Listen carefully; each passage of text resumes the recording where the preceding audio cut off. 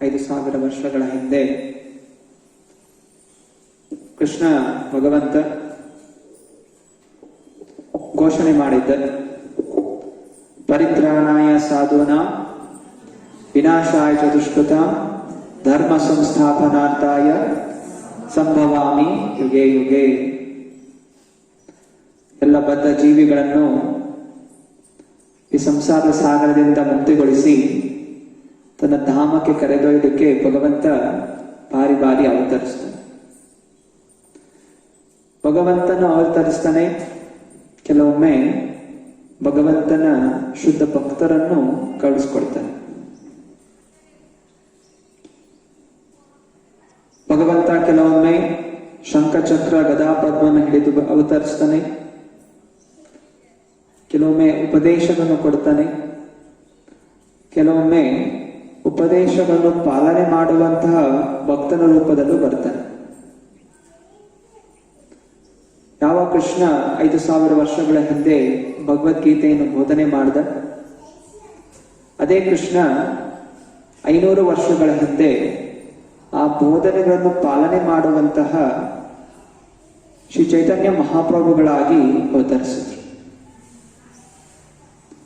ಕೃಷ್ಣ ಭಕ್ತಿ ಹೇಗೆ ಪಾಲನೆ ಮಾಡಬೇಕು, ಬ್ರಹ್ಮಚಾರಿ ಇರಲಿ, ಗೃಹಸ್ಥ ಇರಲಿ, ವಾನಪ್ರಸ್ಥ ಇರಲಿ, ಸನ್ಯಾಸಿ ಇರಲಿ, ಶ್ರೀ ರಾಧಾಕೃಷ್ಣನ ಭಕ್ತಿಯನ್ನು ಪಾಲನೆ ಹೇಗೆ ನಿಸ್ವಾರ್ಥ ನಿಷ್ಕಾಮ ಭಾವನೆಯನ್ನು ಮಾಡಬೇಕು ಅನ್ನೋದನ್ನು ತೋರಿಸ್ಕೊಟ್ರು.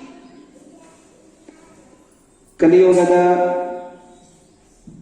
ಧರ್ಮವಾದಂತಹ ಹರೇ ಕೃಷ್ಣ ಕೃಷ್ಣ ಕೃಷ್ಣ ಹರೇ ಹರೇ, ಹರೇ ರಾಮ ರಾಮ ರಾಮ ಹರೇ ಹರೇ, ಈ ಮಹಾಮಂತ್ರವನ್ನು ಎಲ್ಲರಿಗೂ ನೀಡಿದರು. ಯಾವುದೇ ರೀತಿಯ ಭೇದ ಭಾವವಿಲ್ಲದೆ ಎಲ್ಲರಿಗೂ ಉಚಿತವಾಗಿ ಕೃಷ್ಣ ಪ್ರೇಮವನ್ನು ನೀಡಿದರು.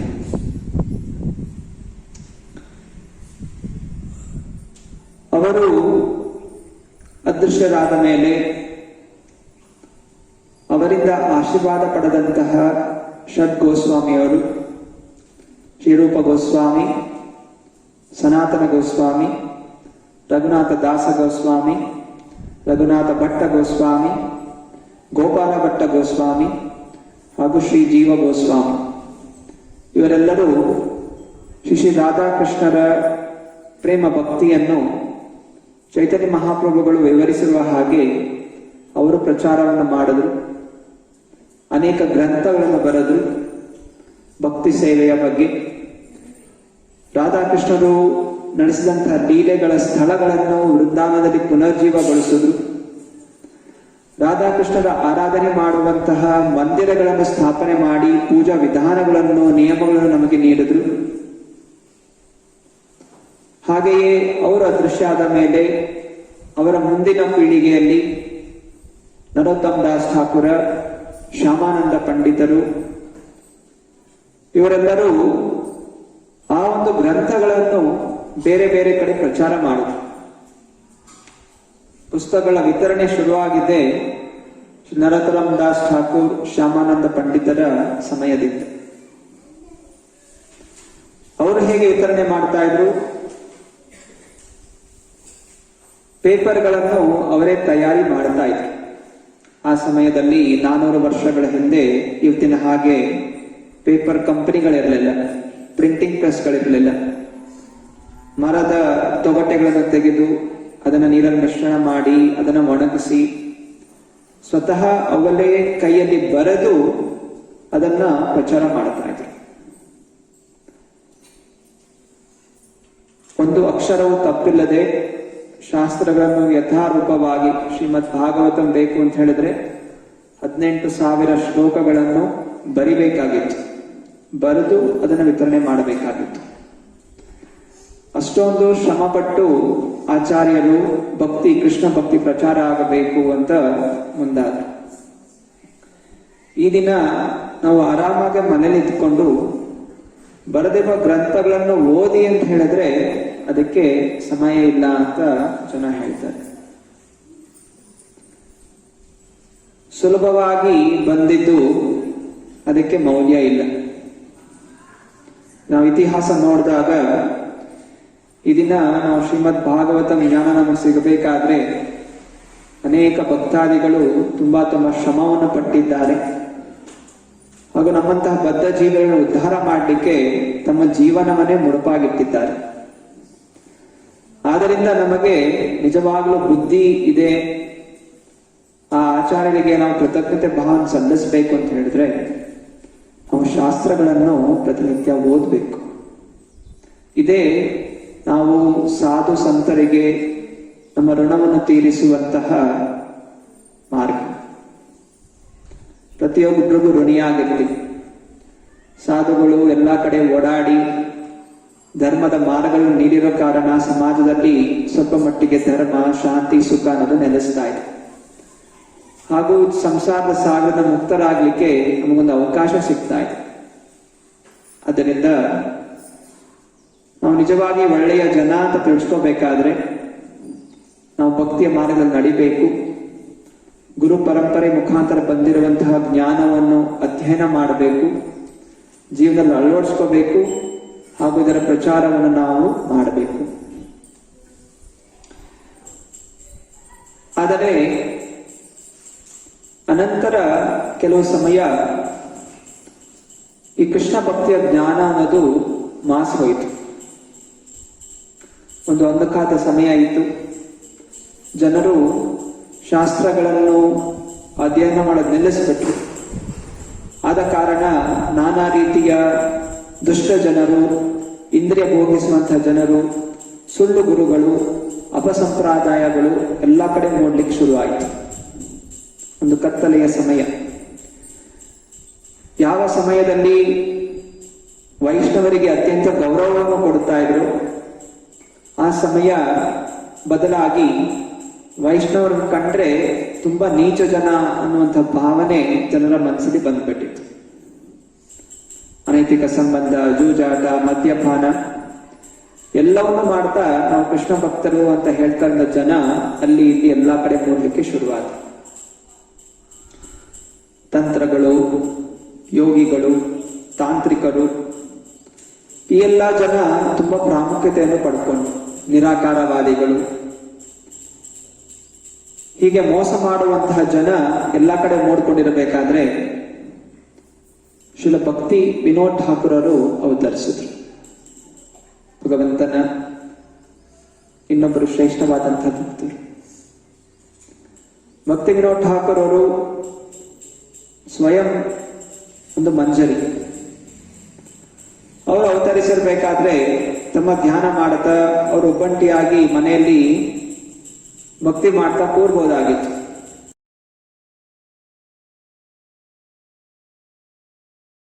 ಅನೇಕ ಜನರಿಗೆ ತುಂಬಾ ಇಷ್ಟ, ಯಾಕೆಲ್ಲೋ ಪ್ರಚಾರ ಮಾಡೋದು, ಯಾರಿಗೇನ್ ಹೇಳೋದು, ನಮ್ಮ ಪಾಡಗಳ ಮನೆ ಕೂತ್ಕೊಂಡು ಭಕ್ತಿ ಮಾಡ್ಕೋತೀವಿ ಅಂತ.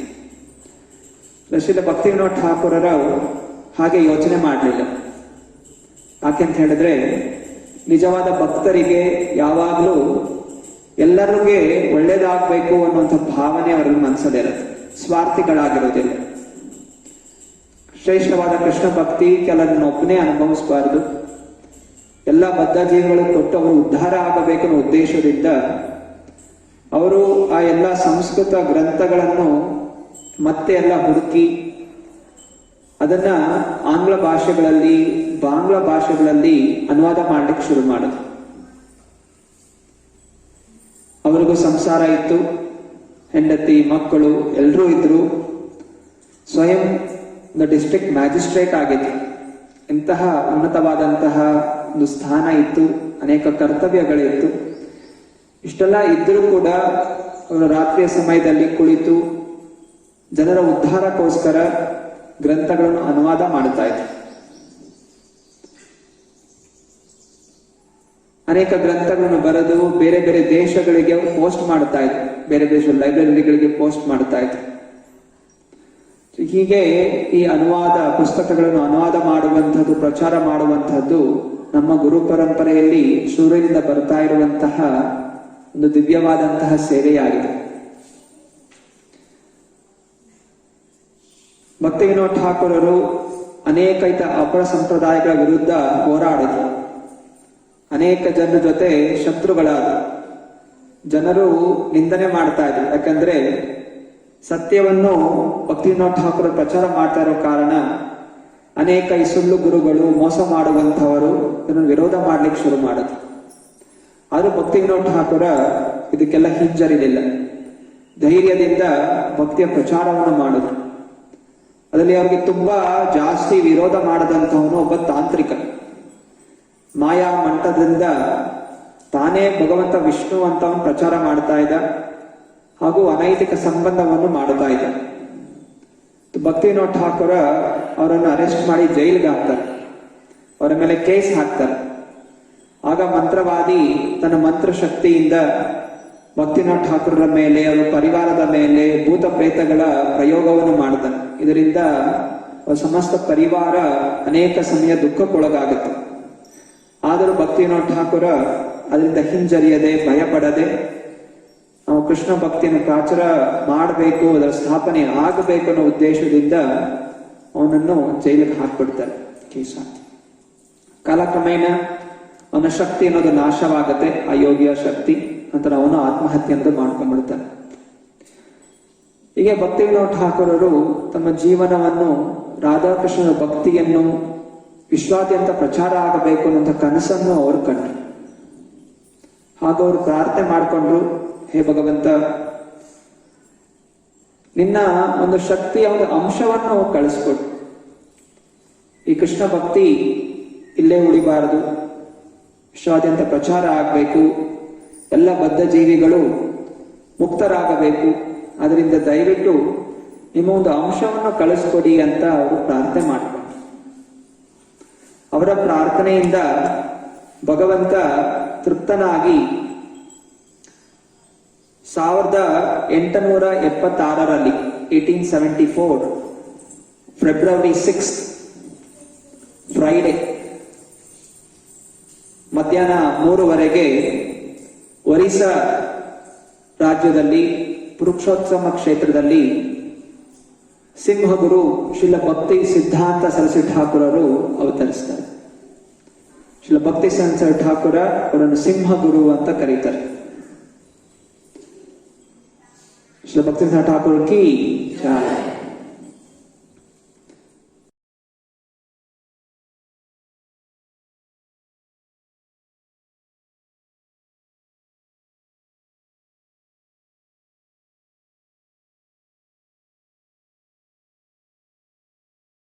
ಅವರ ಜನ್ಮ ದಿನವು ತುಂಬಾ ಅದ್ಭುತವಾದಂತಹ ಒಂದು ರಾಶಿಯಲ್ಲಿ, ಗಳಿಗೆಯಲ್ಲಿ ಜನ್ಮವಾಗಿದ್ದು, ಶ್ರೇಷ್ಠವಾದಂತಹ ಪುರುಷರ ಲಕ್ಷಣಗಳೆಲ್ಲವೂ ಅವರ ದೇಹದಲ್ಲಿ ಕಂಡು ಬರ್ತಾ ಇತ್ತು.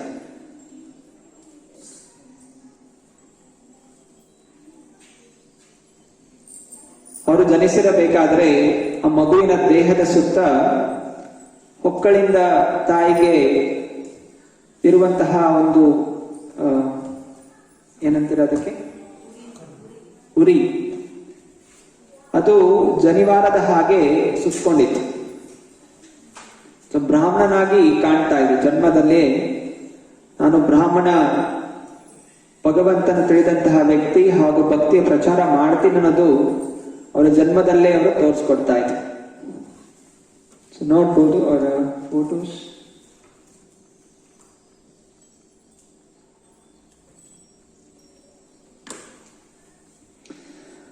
ನಂತರ ಒಂದು 5-6 ತಿಂಗಳ ನಂತರ ಅವರಿದ್ದಂತಹ ಮನೆಯ ಮುಂದೆನೆ ಜಗನ್ನಾಥನ ರಥಯಾತ್ರೆ ಅನ್ನೋದು ಹೋಗ್ತಾ ಇತ್ತು. ಭಕ್ತಿವಿನೋದ್ ಠಾಕೂರರು ತುಂಬಾ ದೊಡ್ಡ ವ್ಯಕ್ತಿ ಆಗಿರೋ ಕಾರಣ ಬ್ರಿಟಿಷರು ಅವರಿಗೆ ಜಗನ್ನಾಥ ರಥಯಾತ್ರೆ ಹೋಗುವಂತಹ ದಾರಿಯಲ್ಲೇ, ಆ ರಸ್ತೆಯಲ್ಲಿ ಅವರಿಗೆ ಒಂದು ಮನೆಯನ್ನು ನೀಡಿತು. ಜಗನ್ನಾಥನ ರಥಯಾತ್ರೆಯು ತುಂಬಾ ಅದ್ಭುತವಾದಂತಹ ಒಂದು ಹಬ್ಬ. ಭಗವಂತ ಮಂದಿರದಿಂದ ಹೊರಗೆ ಬಂದು ಎಲ್ಲರಿಗೆ ದರ್ಶನ ಕೊಡ್ಲಿಕ್ಕೆ ರಥದನ್ನು ಏರಿ ಅವರು ಹೋಗ್ತಾರೆ. ಜನರಿಗೆ ಮಂದಿರ ಹೋಗ್ಲಿಕ್ಕೆ ಸಮಯ ಇಲ್ಲ. ಆದ್ರಿಂದ ಭಗವಂತ ಮಂದಿರದಿಂದ ಹೊರಗೆ ಬಂದು ದರ್ಶನ ಕೊಡುವಂತಹ ಒಂದು ವಿಶೇಷವಾದಂತಹ ಹಬ್ಬವೇ ಜಗನ್ನಾಥ ರಥಯಾತ್ರೆ. ಅದ್ಭುತವಾಗಿ ಹೊರಗೆ ಬರ್ತಾರೆ. ಎಲ್ಲಾ ಭಕ್ತಾದಿಗಳು ಕೀರ್ತನೆ ಮಾಡ್ತಾರೆ, ರಥವನ್ನು ಏರಿಸ್ತಾರೆ. ಹಾಗೂ ಅನೇಕ ದಿವಸಗಳು ರಥ ಎಳಿತಾ ಹೋಗ್ತಾರೆ ಗುಂಡಿಚ ಮಂದಿರಕ್ಕೆ, ಶ್ರೀ ಮಂದಿರದಿಂದ ಗುಂಡಿಚ ಮಂದಿರಕ್ಕೆ. ಅದು ಕೆಲವೊಮ್ಮೆ ಒಂದು ದಿವಸದಲ್ಲೇ ಹೋಗ್ತಾನೆ, ಕೆಲವೊಮ್ಮೆ 2 ದಿವಸ ಆಗತ್ತೆ, 3 ದಿವಸ ಆಗತ್ತೆ. ಆ ರಥಕ್ಕೆ ಯಾವುದೇ ರೀತಿ ಬ್ರೇಕ್ ಇಲ್ಲ, ಏನಿಲ್ಲ. ಭಕ್ತಾದಿಗಳು ಹೇಳ್ಕೊಂಡು ಹೋಗ್ತಾರೆ. ಭಗವಂತ ಅದ್ಧೂರಿ ರಾಜನ ಹಾಗೆ ರಥನ ಕೂರಿ ಎಲ್ಲರಿಗೂ ದರ್ಶನವನ್ನು ಕೊಡುತ್ತೆ. ಒಮ್ಮೆ ಹೊಸ ರಾಜ ಅವನಂದ್ಕೊಂಡ, ಯಾಕೆ ಈ ರೀತಿ 2-3 ದಿವಸ ಪ್ರಯೋಗ ಆಗಬೇಕು, ಬಹುಶಃ ಈ ಮಂದಿರದ ಪೂಜಾರಿಗಳು ಏನೋ ಮೋಸ ಮಾಡ್ತಾ ಇದ್ದಾರೆ, ರಥವನ್ನು ಬೇಗ ಎಳಿಲಿಕ್ಕೆ ಬಿಡ್ತಾ ಇಲ್ಲ, ಅದರಿಂದ ಅದು ಅದೇ ದಿವಸ ಹೋಗಬೇಕು ಅಂತ ಹೇಳಿ ಅನೇಕ ಆನೆಗಳೆಲ್ಲ ತರಿಸಿದ. ರಥವನ್ನು ಒಂದೇ ದಿವಸದಲ್ಲಿ ಎಳ್ಕೊಂಡು ಹೋಗ್ಬೇಕು, ಮತ್ತೆ ಅದು ಮಂದಿರಕ್ಕೆ ಸೇರಿ ಬರಬೇಕು, ಸಿಸ್ಟಮ್ ಇರಬೇಕು. ಆ ರಾಜನ ಕನಸಲ್ಲಿ ಅದೇ ರಾತ್ರಿ ಜಗನ್ನಾಥ ಬರ್ತಾನೆ. ನೀನು ಈ ದೇಶಕ್ಕೆ ರಾಜ ಇರ್ಬೋದು, ನಾನು ಜಗತ್ತಿಗೆ ರಾಜ, ನಾನು ಜಗನ್ನಾಥ. ನಾನು ಯಾವಾಗ ಬೇಕಾದ್ರೂ ಹೋಗ್ತೀನಿ, ಎಲ್ಲಿ ಬೇಕಾದ್ರೂ ನಿಲ್ತೀನಿ, ಹೆಂಗ್ ಬೇಕಾದ್ರೂ ಹೋಗ್ತೀನಿ. ಅದನ್ನ ತಡೆಯಕ್ಕೆ ನೀನ್ ಯಾರು? ಈ ಆನೆ ಇದನ್ನೆಲ್ಲ ನೀನು ನಾಳೆ ಎಲ್ಲ ನಿಲ್ಲಿಸಬಾರ್ದು ಅಂತ ಎಚ್ಚರಿಕೆ ಕೊಡ್ತಾರೆ. ಹೀಗೆ ಜಗನ್ನಾಥನ ರಥಯಾತ್ರ ಸಾವಿರಾರು ವರ್ಷಗಳಿಂದ ನಡೀತಾ ಬರ್ತಾ ಇದೆ. ಹೀಗೆ ಶ್ರೀ ಭಕ್ತಿವಿನೋದ ಠಾಕೂರ್ ಅವತರಿಸಿದ ನಂತರ 6 ತಿಂಗಳಲ್ಲಿ ರಥಯಾತ್ರೆ ಇತ್ತು. ಆ ರಥ ಸೀದಾ ಎಳ್ಕೋತಾ ಬಂದು ಶ್ರೀ ಭಕ್ತಿವಿನೋದ ಠಾಕೂರ್ ಅವರ ಮನೆ ಮುಂದೆ ನಿಂತ್ಕೊಂಡ್ಬಿಡುತ್ತೆ.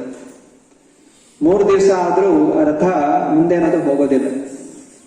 ನಂತರ ಭಕ್ತಿವಿನೋದ ಠಾಕೂರ್ ಅವರ ತಾಯಿ ಭಗವತಿ ದೇವಿ ಅವರು ಸಣ್ಣ ಮಗುನ ಎತ್ಕೊಂಡು ರಥದ ಮೇಲೆ ಹೋಗ್ತಾರೆ. ರಥದ ಮೇಲೆ ಏರಿದಾಗ ಆ ಸಣ್ಣ ಮಗುವನ್ನು ಜಗನ್ನಾಥನ ಪಾದಗಳ ಹತ್ರ ಇಡ್ತಾರೆ. ಆಗ ಆ ಸಣ್ಣ ಬಾಲಕ ಜಗನ್ನಾಥನ ಪಾದಗಳನ್ನು ಸ್ಪರ್ಶ ಮಾಡಿದಾಗ ಜಗನ್ನಾಥನ ಕೊರಳಿನ ಹಾರ ಸೀದಾ ಹೋಗಿ ಭಕ್ತಿವಿನೋದ ಠಾಕೂರ್ ಅವರ ತಲೆ ಮೇಲೆ ಹೋಗಿ ಬೀಳುತ್ತೆ. ಇದನ್ನೆಲ್ಲ ಗಮನಿಸಿದಂತಹ ಪೂಜಾರಿಗಳು ಈ ವ್ಯಕ್ತಿ ತುಂಬಾ ಅದ್ಭುತವಾದ ವ್ಯಕ್ತಿ ಅಂತ ಜೈಕಾರ ಮಾಡ್ತಾರೆ. ಅದರ ನಂತರ ಭಕ್ತಿವಿನೋದ ಠಾಕೂರ್ ಅವರಿಗೆ ಹೆಸರು ವಿಮಲಾ ಪ್ರಸಾದ್ ಅಂತ ಇಡ್ತಾರೆ. ವಿಮಲಾದೇವಿ ಯೋಗಮಾಯ. ಜಗನ್ನಾಥಪುರಿಯಲ್ಲಿ ಮೊದಲು ಜಗನ್ನಾಥನಿಗೆ ನೈವೇದ್ಯನ ಹಚ್ತಾರೆ, ಮತ್ತೆ ಆ ಪ್ರಸಾದವನ್ನು ವಿಮಲಾದೇವಿಗೆ ಹೋಗಿ ಅರ್ಪಣೆ ಮಾಡ್ತಾರೆ. ಅನಂತರ ಭಕ್ತಾದಿಗಳಿಗೆ ನೀಡ್ತಾರೆ. ಹೀಗೆದು ಜಗನ್ನಾಥ ಮಹಾಪ್ರಸಾದ. ಆದ್ರಿಂದ ಅವರು ಜಗನ್ನಾಥನಿಂದ ಯೋಗಮಾಯ ಕೃಪೆಯನ್ನು ಪಡೆದಂತಹ ಈ ಬಾಲಕ ವಿಮಲ ಪ್ರಸಾದ ಅಂತ ಅವರಿಗೆ ಜನ್ಮ ನಾಮವನ್ನು ನೀಡಿದ್ರು. ಬಾಲ್ಯದಲ್ಲೇ ತುಂಬಾ ಬುದ್ಧಿವಂತಿಕೆಯನ್ನು ಹೊಂದಿದಂತಹ ವ್ಯಕ್ತಿ ಶ್ರೀಲ ಭಕ್ತಿವಿನೋದ ಠಾಕೂರ. ವಿಮಲ ಪ್ರಸಾದ್ ಸಣ್ಣ ಬಾಲಕನಾಗಿದ್ರೇನು ಭಕ್ತಿಯ ಭಾವನೆ ತೀವ್ರವಾಗಿತ್ತು. ಒಂದು ದಿವಸ ಅವ್ರ ಮನೆಗೆ ಮಾವಿನ ಹಣ್ಣನ್ನು ತಗೊಂಡ್ಬರ್ತಾರೆ. ವಿಮಲಾ ಪ್ರಸಾದ್ ಸುಮಾರು 3-4 ವರ್ಷ ಇರುತ್ತೆ. ತುಂಬಾ ರುಚಿಕರವಾದಂತಹ ಹಣ್ಣು ತೆಗೆದು ಅವನು ತಿಂದು ಬಿಡ್ತಾನೆ. ಭಕ್ತಿವಿನೋದ ಠಾಕೂರ ಹಾಗೆ ಆ ಮಗುಗೆ ಹೇಳ್ತಾರೆ, ಮನೆಗೆ ತಂದಿರಂತ ಹಣ್ಣನ್ನು ಭಗವಂತನಿಗೆ ಅರ್ಪಣೆ ಮಾಡದೆ ತಿಂದು ಬಿಟ್ಟೆ ಇಲ್ಲ. ಅಷ್ಟೇ ಹೇಳಿದ್ದು ಮಾತು, ಇನ್ನೇನು ಬೈಲಿಲ್ಲ, ಹೊಡಿಲಿಲ್ಲ. ಸುಮ್ಮನೆ ಹೀಗೆ ಸಹಜವಾಗಿ ಮಗುಗೆ ಹೇಳಿದ್ರು. ಆಗ ಆ ಮಾತನ್ನು ತುಂಬಾ ಗಂಭೀರವಾಗಿ ತೆಗೆದಂತ ವಿಮಲಾ ಪ್ರಸಾದ್ ಆ ಸಮಯ ಪ್ರತಿಜ್ಞೆ ಮಾಡ್ದ, ಭಗವಂತನಿಗೆ ಅರ್ಪಣೆ ಮಾಡದೆ ನಾನು ಹಣ್ಣನ್ನು ತಿಂದಿದ್ದೀನಿ, ಭಗವಂತನಿಗೆ ಅರ್ಪಣೆ ಆಗುವಂತ ವಸ್ತು ನಾನ್ ತಿಂದಿದ್ದೀನಿ, ಅದರಿಂದ ನಾನು ದೊಡ್ಡ ಅಪರಾಧಿ ಅಂದ್ರೆ ಇನ್ನು ಮುಂದೆ ನಾನು ಯಾವತ್ತೂ ಮಾವಿನ ಹಣ್ಣು ತಿನ್ನೋದಿಲ್ಲ ಅಂತ ಅವರು ಪ್ರತಿಜ್ಞೆ ಮಾಡಿದ್ರು. ಅಂತಹ ಸಣ್ಣ ವಯಸ್ಸಿನಲ್ಲಿ ಪ್ರತಿಜ್ಞೆ ಮಾಡಿದಂತಹ ವ್ಯಕ್ತಿ. ದೃಢವ್ರತಾಹ, ದೃಢವಾದಂತಹ ವ್ರತ. ಹೇಗೆ ಭೀಷ್ಮ ಪಿತಾಮಹ ಅವರು ತನ್ನ ತಂದೆಗೋಸ್ಕರ ಆ ಜನ್ಮ ಬ್ರಹ್ಮಚಾರಿಯಾಗಿರ್ತೀನಿ ಅಂತ ಅವರು ಪ್ರತಿಜ್ಞೆ ಮಾಡಿದ್ರು. ಭೀಷ್ಮ ಅಂತ ಅವ್ರ ಹೆಸರು ಬಂತು, ಭೀಷ್ಮ ವ್ರತ. ಹಾಗೆಯೇ ಆ ಸಣ್ಣ ಬಾಲ್ಯದಲ್ಲಿ ಯಾವಾಗ 3-4 ವರ್ಷ ಇರುತ್ತೆ ಮಕ್ಕಳಿಗೆ ಚಾಕ್ಲೇಟ್, ಹಣ್ಣು ಎಷ್ಟು ಬೈದನ್ನೋ ಅವ್ರು ಹೋಗಿ ತಿನ್ಕೋತಾರೆ. ಆದ್ರೆ ವಿಮಲಾ ಪ್ರಸಾದ್ ಆ ಒಂದು ಸನ್ನಿವೇಶದಿಂದ ಯಾವತ್ತೂ ಜೀವನ ಪರ್ಯಂತ ತಿನ್ನೋದಿಲ್ಲ ಅಂತ ಪ್ರತಿಜ್ಞೆ ಮಾಡಿದ್ರು. ಕಾಲಕ್ರಮೇಣ ಶಿಲ ಪ್ರಭುಪಾದರು ನೆನೆಸ್ಕೋತಾರೆ. ಯಾವಾಗ ಅನೇಕ ಶಿಷ್ಯರು ಕೆಲವೊಮ್ಮೆ ಆಯ್ತು ತಗೊಳ್ಳಿ ಅಂತ ಹಣ್ಣನ್ನು ಅರ್ಪಣೆ ಮಾಡಿದ್ರೆ ಅವ್ರು ಯಾವಾಗಲೂ ಹೇಳ್ತಾ ಇದ್ರು, ಇಲ್ಲ ನಾನು ಭಗವಂತ ಅಪರಾಧಿ, ಭಗವಂತನಿಗೆ ಅರ್ಪಣೆ ಆಗಿರುವಂತ ಹಣ್ಣನ್ನು ನಾನು ತಿಂದ್ಬಿಟ್ಟೆ, ಹಣ್ಣು ತಿನ್ನೋದಿಲ್ಲ ಅಂತ ಹೇಳಿ ಅವರು ಆವಾಗಲೂ ತಿರಸ್ಕಾರ ಮಾಡ್ತಾ ಇದ್ರು. ಇಂತಹ ದೃಢ ವ್ರತವನ್ನು ಹೊಂದಿರುವಂತಹ ವ್ಯಕ್ತಿ ವಿಮಲಾ ಪ್ರಸಾದ್. ನಾವೆಲ್ಲ ಪ್ರತಿಜ್ಞೆ ಮಾಡ್ತೀವಿ ಅಲ್ಲ, ಗುರುಗಳ ಇನಿಸಿಯೇಷನ್ ತಗೊಳ್ಳೋಕ್ಕಿಂತ ಮುಂಚೆ ಪ್ರತಿ ದಿವಸ 16 ಮಾಲೆ ಜಪ ಮಾಡ್ತೀವಿ, 4 ನಿಯಮಗಳನ್ನು ಪಾಲನೆ ಮಾಡ್ತೀವಿ, ಪ್ರಚಾರ ಮಾಡ್ತೀವಿ. ಅರೆ ಯಾವಾಗ ದೀಕ್ಷಾ ಆಗುತ್ತೆ ಮತ್ತೆ ಪುನಃ ಅಧ್ಯಯನ ಇಲ್ಲ, ಓದೋದಿಲ್ಲ, ಪ್ರತಿಜ್ಞೆ ಪಾಲನೆ ಕೆಲವೊಮ್ಮೆ ಮಾಡ್ತೀವಿ, ಮಾಡೋದಿಲ್ಲ, ಹೀಗೆಲ್ಲ ಮಾಡ್ತೀವಿ. ಸೊ ಯಾವಾಗ ಪ್ರತಿಜ್ಞೆ ಬದ್ಧರಾಗಿರ್ತೀವಿ ಆವಾಗ ಭಗವಂತನು ಅಂತಹ ಭಕ್ತಾದಿಗಳ ಮೇಲೆ ಕೃಪೆಯನ್ನು ತೋರಿಸ್ತಾನೆ. ಹೀಗೆ ನಾವು ಯಾವಾಗಲೂ ದೃಢ ವ್ರತರಾಗಿರಬೇಕು ಅನ್ನುವಂಥ ಜ್ಞಾನವನ್ನು ವಿಮಲಾ ಪ್ರಸಾದ್ ಎಲ್ಲರಿಗೂ ತೋರಿಸ್ಕೊಡ್ತಾ ಇದ್ರು. ಹಾಗೆ ಇನ್ನೊಂದು ಸನ್ನಿವೇಶ ವರ್ಣಿಸ್ತಾ ಇದ್ದಾರೆ. ಅವರು ಸಣ್ಣ ಬಾಲಕರಾಗಿರ್ಬೇಕಾದ್ರೆ ಅನ್ನ ಪ್ರಸನ್ನ ಅಂದ್ರೆ ಮೊದಲ ಬಾರಿ ಮಗುಗೆ ಅನ್ನ ಹಾಕುವಂತಹ ಒಂದು ಹಬ್ಬ. ಆಗ ಮಗುವಿನ ಮುಂದೆ ನಾನಾ ರೀತಿಯ ವಸ್ತುಗಳನ್ನು ಇಡ್ತಾರೆ. ಚಿನ್ನ, ನಾನಾ ರೀತಿಯ ಧಾನ್ಯಗಳು, ಅನಂತರ ವೇದ ಗ್ರಂಥಗಳನ್ನು ಮುಂದೆ ಇಡ್ತಾರೆ. ಅದರಿಂದ ಯಾವುದನ್ನು ಆ ಮಗು ಹೋಗಿ ಆಯ್ಕೆ ಮಾಡಿಕೊಳ್ಳುತ್ತೆ, ಮುಂದೆ ಅದು ಹಾಗಾಗತ್ತೆ. ಹಣ ಹಾಕೊಂಡ ಕ್ಷತ್ರಿಯನಾಗ್ತಾನೆ, ಧಾನ್ಯಗಳನ್ನು ವೈಶ್ಯ ಆಗ್ತಾನೆ, ಅಥವಾ ಗ್ರಂಥಗಳನ್ನು ಮುಟ್ಟಿದ್ರೆ ಅವನು ಏನೋ ಬ್ರಾಹ್ಮಣನಾಗ್ತಾನೆ. ಸೊ ಹೀಗೆ ಆ ಮಗುವಿನ ಗುಣವನ್ನು ಅವರು ಕಂಡುಹಿಡಿತಾರೆ. ಹಾಗೆಯೇ ಅವ್ರ ತಂದೆ ಭಕ್ತಿವಿನೋದ್ ಠಾಕೂರ ಹೀಗೆ ನಾನಾ ರೀತಿಯ ವಸ್ತುಗಳನ್ನು ಇಟ್ಟಿದ್ರು ಮುಂದೆ ಇಟ್ಟು ಕೊನೆಯಲ್ಲಿ ಶ್ರೀಮದ್ ಭಾಗವತವನ್ನು ಇಟ್ಟಿದ್ರು.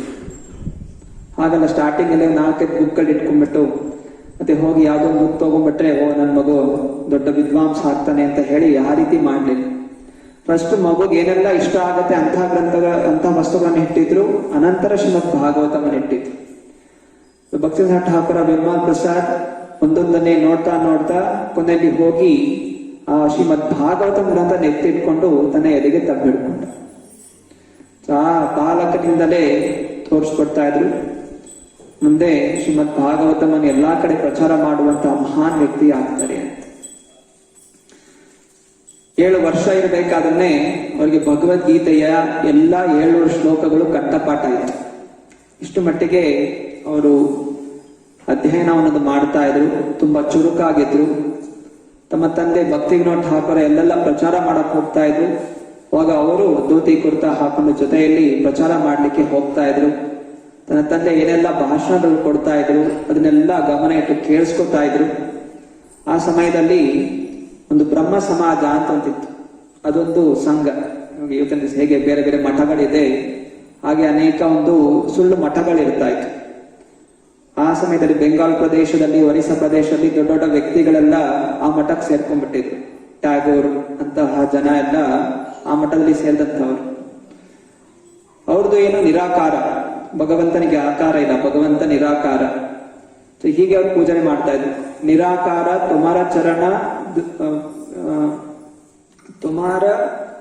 ದೇಕಿ, ನಿರಾಕಾರ ತುಮಾರ ಚರಣ ದೇಕಿ ಅಂದ್ರೆ ನಿರಾಕಾರವಾದಂತ ಭಗವಂತನೇ ನಿನ್ನ ಚರಣಗಳನ್ನ ನೋಡ್ದೆ ಅಂತ ಅವರು ಪೂಜೆ ಮಾಡ್ತಾ ಇದ್ರು. ಭಕ್ತಿವಿನೋದ್ ಠಾಕೂರ ವಿರೋಧ ಮಾಡ್ತಾ ಇದ್ರು. ಒಂದು ನಿರಾಕಾರ ಅಂತ ಹೇಳ್ತಾ ಇದ್ದೀರಾ, ಮತ್ತೆ ಅವ್ರ ಪಾದಗಳನ್ನು ನೋಡ್ತಾ ಇದ್ದೀರಾ ಅಂತ ಹೇಳ್ತಾ ಇದ್ದೀರಾ, ಇದು ಎಂತಹ ಪ್ರಾರ್ಥನೆ ನಿಮ್ಮದು ಅಂತ ಅವರು ಆವಾಗಲೇ ಅವ್ರು ನೋಡಿದಾಗ ಬೈತಾ ಇದ್ರು. ಅಂದ್ರೆ ಅಷ್ಟು ಮಟ್ಟಿಗೆ ಅವರು ವಿಚಾರ ಮಾಡ್ತಾ ಇದ್ರು, ಇವ್ರು ಏನ್ ಹಾಡ್ತಾ ಇದಾರೆ, ಏನ್ ಹೇಳ್ತಾ ಇದಾರೆ, ಏನ್ ಆಚಾರ ಮಾಡ್ತಾ ಇದ್ದಾರೆ. ಅದರಿಂದ ಭಕ್ತಿವಿನೋದ್ ಠಾಕೂರ್ ಬಾಲಕದಿಂದಲೇ ಇಂತಹ ಒಂದು ಅಪಸಂಪ್ರದಾಯಗಳ ವಿರೋಧ ಮಾಡ್ತಾ ಇದ್ರು. ಶ್ರೀ ಚೈತನ್ಯ ಮಹಾಪ್ರಭುಗಳನ್ನು ಸಿಂಹಗ್ರೀವ ಅಂತ ಕರೀತಾ ಇತ್ತು. ಗ್ರೀವ ಅಂದ್ರೆ ಕುತ್ತಿಗೆ, ಸಿಂಹಗ್ರೀವ ಅಂದ್ರೆ ಸಿಂಹದ ಹಾಗೆ ಕುತ್ತಿಗೆ ಇದ್ದಂಥವ್ರು. ಚೈತನ್ಯ ಮಹಾಪ್ರಭು ಸಿಂಹಗ್ರೀವ. ಹಯಗ್ರೀವ ಅಂತಿದೆ. ಹಯಗ್ರೀವ ಅಂತ ಹೇಳಿದ್ರೆ ಕುದುರೆಯ ಹಾಗೆ ಇದ್ದಂತಹ ಅವತಾರ ಹಯಗ್ರೀವ. ಹಾಗೆ ಸಿಂಹದ ಹಾಗೆ ಅವರು ತುಂಬಾ ಬಲಿಷ್ಠವಾಗಿರ್ತಾ ಇದ್ರು ಚೈತನ್ಯ ಮಹಾಪ್ರಭುಗಳು. ಪ್ರಚಾರದಲ್ಲಿ, ಶಾಸ್ತ್ರಗಳನ್ನು ಹೇಳೋದ್ರಲ್ಲಿ. ಹಾಗೆಯೇ ಶ್ರೀಲ ಭಕ್ತಿನಾಥ ಠಾಕೂರ್ಗೆ ಹೆಸರಿತ್ತು ಸಿಂಹ ಗುರು. ಯಾರೆಲ್ಲ ಮಾಯಾವಾದಿಗಳು ರಾಧಾಕೃಷ್ಣರ ಭಕ್ತಿಗೆ ವಿರುದ್ಧವಾಗಿ, ವೈಷ್ಣವರ ವಿರುದ್ಧವಾಗಿ ಏನೆಲ್ಲ ಪ್ರಚಾರ ಮಾಡ್ತಾರೋ ತುರಂತವಾಗಿ ಹೋಗಿ ಅವರಿಗೆ ವಿರೋಧ ಮಾಡ್ತಾ ಇದ್ರು. ಸುಮ್ಮನೆ ವಿರೋಧ ಅಲ್ಲ, ಶಾಸ್ತ್ರಗಳಿಂದ ಅವರು ಪ್ರಮಾಣಗಳನ್ನು ಕೊಡ್ತಾ ಇದ್ರು. ಶಾಸ್ತ್ರ ಹೀಗಿದೆ, ನೀವ್ ಯಾರು ಹಿಂಗೆ ಹೇಳ್ತೀರಾ, ಯಾಕೆ ಭಗವಂತ ನಿರಾಕಾರ ಅಂತೀರ ಅಂತ ಹೇಳಿ ಅವರು ವಾದ ಮಾಡಿ ಸೋಲ್ಸಿ, ಅವರು ಯಾರೆಲ್ಲ ಮಾಯಾವಾದಿಗಳು ಮುಂದೆಯಿಂದ ಎಲ್ಲಾದ್ರೂ ಎದುರಾದ್ರೆ ಅವ್ರು ಆ ಕಡೆಯಿಂದ ತಪ್ಪಿಸ್ಕೊಂಡು ಓಡೋಗ್ಬಿಡೋರು. ಯಾವ ಕಡೆ ಶ್ರೀ ಭಕ್ತಿನಾಥ ಠಾಕೂರ್ ಬರ್ತಾ ಇದ್ದಾರೆ ದೂರದಿಂದ ಕಾಣಿಸ್ಕೊಂಡ್ರೆ ಅವ್ರು ತಿರುಗಿಸ್ಕೊಂಡು ಹೋಗ್ಬಿಡೋರು. ಯಾಕಂತ ಹೇಳಿದ್ರೆ ಸಿಕ್ಕಿದ್ರೆ ಭಕ್ತಿನಾಥ ಠಾಕೂರ್ ಹಿಡ್ಕೊಂಡ್ಬಿಡೋರು. ಯಾರು ನೀವು, ಏನ್ ಹೇಳ್ತೀರಾ, ಏನ್ ಪ್ರಚಾರ ಮಾಡ್ತಾ ಇದ್ದೀರಾ ಅಂತ ಹೇಳಿ ಗದರಿಸೋರು. ಅದರಿಂದ ಹೆದರ್ಕೊಂಡ್ರೆಲ್ಲ ಓಡೋಗ್ಬಿಡೋರು. ಹೀಗೆ ಕೃಷ್ಣ ಭಕ್ತಿಯನ್ನು ಧೈರ್ಯದಿಂದ ಪ್ರಚಾರ ಮಾಡಿದಂತಹ ಮಹಾನ್ ವೈಷ್ಣವ ಶ್ರೀಲ ಭಕ್ತಿ ಠಾಕೂರ್. ಅವ್ರು ಕಾಲೇಜಲ್ಲಿ ಓದ್ತಾ ಇರ್ಬೇಕಾದ್ರೂ ತುಂಬಾ ವಿದ್ವಾಂಸರಾಗಿದ್ರು. ಸೂರ್ಯ ಸಿದ್ಧಾಂತ ಅನ್ನೊಂದು ಗ್ರಂಥವನ್ನು ಬರೀತಾರೆ. ಜ್ಯೋತಿಷ್ಯ ಶಾಸ್ತ್ರದ ಪ್ರಕಾರ ಸೂರ್ಯದ ಒಂದು ಚಲನೆಯಿಂದ ಬೇರೆ ಬೇರೆ ಲೆಕ್ಕಗಳನ್ನು ಮಾಡುವಂತಹ ಒಂದು ಗ್ರಂಥವನ್ನು ಅವ್ರು ಬರೀತಾರೆ. ಆದ್ರಿಂದ ಅವರಿಗೆ ಸಿದ್ಧಾಂತ ಅನ್ನುವಂತಹ ಹೆಸರು, ಒಂದು ಟೈಟಲ್ ಅವರಿಗೆ ಕೊಡುತ್ತೆ, ಬಿರುದು ಸಿಗುತ್ತೆ. ಅನಂತರ ಅವರು ಒಂದು ಸಂಘವನ್ನು ತೆರೀತಾರೆ. ಆ ಸಂಘದ ಹೆಸರು ಆಗಸ್ಟ್ ಅಸೆಂಬ್ಲಿ ಅಂತ. ಅಲ್ಲಿ ಎಲ್ಲ ಯುವಕರು ಸೇರ್ಬಿಟ್ಟು ಒಂದು ಪ್ರತಿಜ್ಞೆ ಮಾಡ್ತಾ ಇದ್ರು. ನಾವು ಆಜನ್ಮ ಬ್ರಹ್ಮಚಾರಿಗಳಾಗಿರ್ತೀವಿ, ನಾವು ಕೃಷ್ಣ ಭಕ್ತಿಯಲ್ಲಿ ತೊಡಗ್ತೀವಿ, ನಮ್ಮ ಶಾಸ್ತ್ರಗಳ ಅಧ್ಯಯನ ಮಾಡ್ತೀವಿ ಅಂತ ಪ್ರತಿಜ್ಞೆ ಅವರೆಲ್ಲ ಸೇರಿ ಮಾಡ್ತಾ ಇದ್ರು. ಅವರು ಕಾಲೇಜಲ್ಲಿ ಇರಬೇಕಾದ್ರೂ ಕಾಲೇಜಲ್ಲಿ ಕೂತ್ಕೊಂಡು ಅವರು ಶ್ರೀ ನರೋತ್ತಮ್ ದಾಸ್ ಠಾಕೂರ್ ಬರೆದಿರುವಂತಹ ಗ್ರಂಥ ಪ್ರಾರ್ಥನಾ ಹಾಗೂ ಪ್ರೇಮ ಭಕ್ತಿ ಚಂದ್ರಿಕಾ ಅನ್ನೋ ಗ್ರಂಥಗಳನ್ನು ಅವರು ಓದ್ತಾ ಇದ್ರು. ಟೀಚರ್ ಬಂದು ಕೇಳಿದ್ರೆ ಏನಪ್ಪಾ ಏನ್ ಓದ್ತಾ ಇದ್ದೆ ಅಂತ ಹೇಳಿದ್ರೆ, ನಾನು ಪ್ರಾರ್ಥನಾ ಹಾಗೂ ಪ್ರೇಮ ಭಕ್ತಿ ಚಂದ್ರಿಕಾ ಓದ್ತಾ ಇದ್ದೀನಿ ಅಂತ ಧೈರ್ಯದಿಂದ ಹೇಳ್ತಾ ಇದ್ದೆ. ಇದು ಫಿಸಿಕ್ಸ್ ಕ್ಲಾಸ್ ಇದೆ, ಮ್ಯಾಥಮೆಟಿಕ್ಸ್ ಕ್ಲಾಸ್ ಇದೆ, ಆ ಕ್ಲಾಸ್ ಏನ್ ಓದ್ತಾ ಇದೆಯಾ, ಪಾಠ ಮಾಡಿದ್ದು ಅರ್ಥ ಆಗಿದ್ಯಾ ಅಂತ ಕೇಳಿದ್ರೆ ಅವ್ರು ಹೇಳೋರು, ನಿಮ್ಗೇನ್ ಪ್ರಶ್ನೆ ಇದೆ ಕೇಳಿ ನಾನು ಉತ್ತರ ಕೊಡ್ತೀನಿ ಅಂತ. ಸೊ ಟೀಚರ್ ಏನಾದ್ರು ಪ್ರಶ್ನೆ ಕೇಳಿದ್ರೆ ಅದಕ್ಕೆ ಉತ್ತರ ಕೊಟ್ಟು, ಬಹುಶಃ ಈ ಉತ್ತರದ ನನಗೆ ಇನ್ನೊಂದು ಪ್ರಶ್ನೆ ಬರ್ಬೋದು, ಅದ್ರ ಉತ್ತರನೂ ಹೀಗಿದೆ ಅಂತ ಹೇಳಿ ಅವ್ರು 2-3 ಉತ್ತರಗಳು ಮುಂದೆನೆ ಕೊಟ್ಬಿಡೋರು. ನಂತರ ಗುರುಗಳನ್ನು ಕೇಳೋರು, ನಾನು ಪ್ರಾರ್ಥನಾ ಬುಕ್ ಓದ್ಬಹುದಾ ಅಂತ. ಸರಿಯಪ್ಪ ಓದ್ಕೋ ಅಂತ ಹೇಳಿ ಬಿಟ್ಬಿಡೋರು. ಹೀಗೆ ಅವರ ಒಂದು ಜ್ಞಾಪಕ ಶಕ್ತಿ ಒಂದು ಕ್ಯಾಮ್ರಾ ಇದ್ದಾಗಿತ್ತು. ಕ್ಯಾಮ್ರಾದಲ್ಲಿ ಒಂದ್ಸಲ ಫೋಟೋ ತೆಗೆದ್ರೆ ಹೇಗೆ ಅಲ್ಲಿ ಕೂತ್ಕೊಂಡ್ಬಿಡುತ್ತೋ ಹಾಗೆ ಒಂದ್ಸಲ ಒಂದು ಗ್ರಂಥವನ್ನು ಓದಿದ್ರೆ ಏನೆಲ್ಲ ಶಾಸ್ತ್ರ ಇತ್ತು ಅದೆಲ್ಲ ತಲೆಯಲ್ಲಿ ಉಳಿಸ್ಕೊಂಡ್ಬಿಡ್ತಾ ಇದೆ. ಹೀಗೆ ಮುಂಚಿನ ಸಮಯದಲ್ಲಿ ಶ್ರುತಿ ದಾರ ಹಾಕೋದು. ಶ್ರುತಿ ಅಂತ ಹೇಳಿದ್ರೆ ಜ್ಞಾನ ಗುರುಗಳಿಂದ ಕೇಳಿಸ್ಕೊತಾ ಇದ್ರು, ಈ ಯಥಾರೂಪವಾಗಿ ಮನಸ್ಸಲ್ಲಿ ಇಟ್ಕೋತಾ ಇದ್ರು. ಅಷ್ಟು ಬುದ್ಧಿಶಕ್ತಿ ಶ್ರೀಲ ಭಕ್ತಿ ಠಾಕೂರ್ ಅವರು ಹೊಂದಿದ್ರು.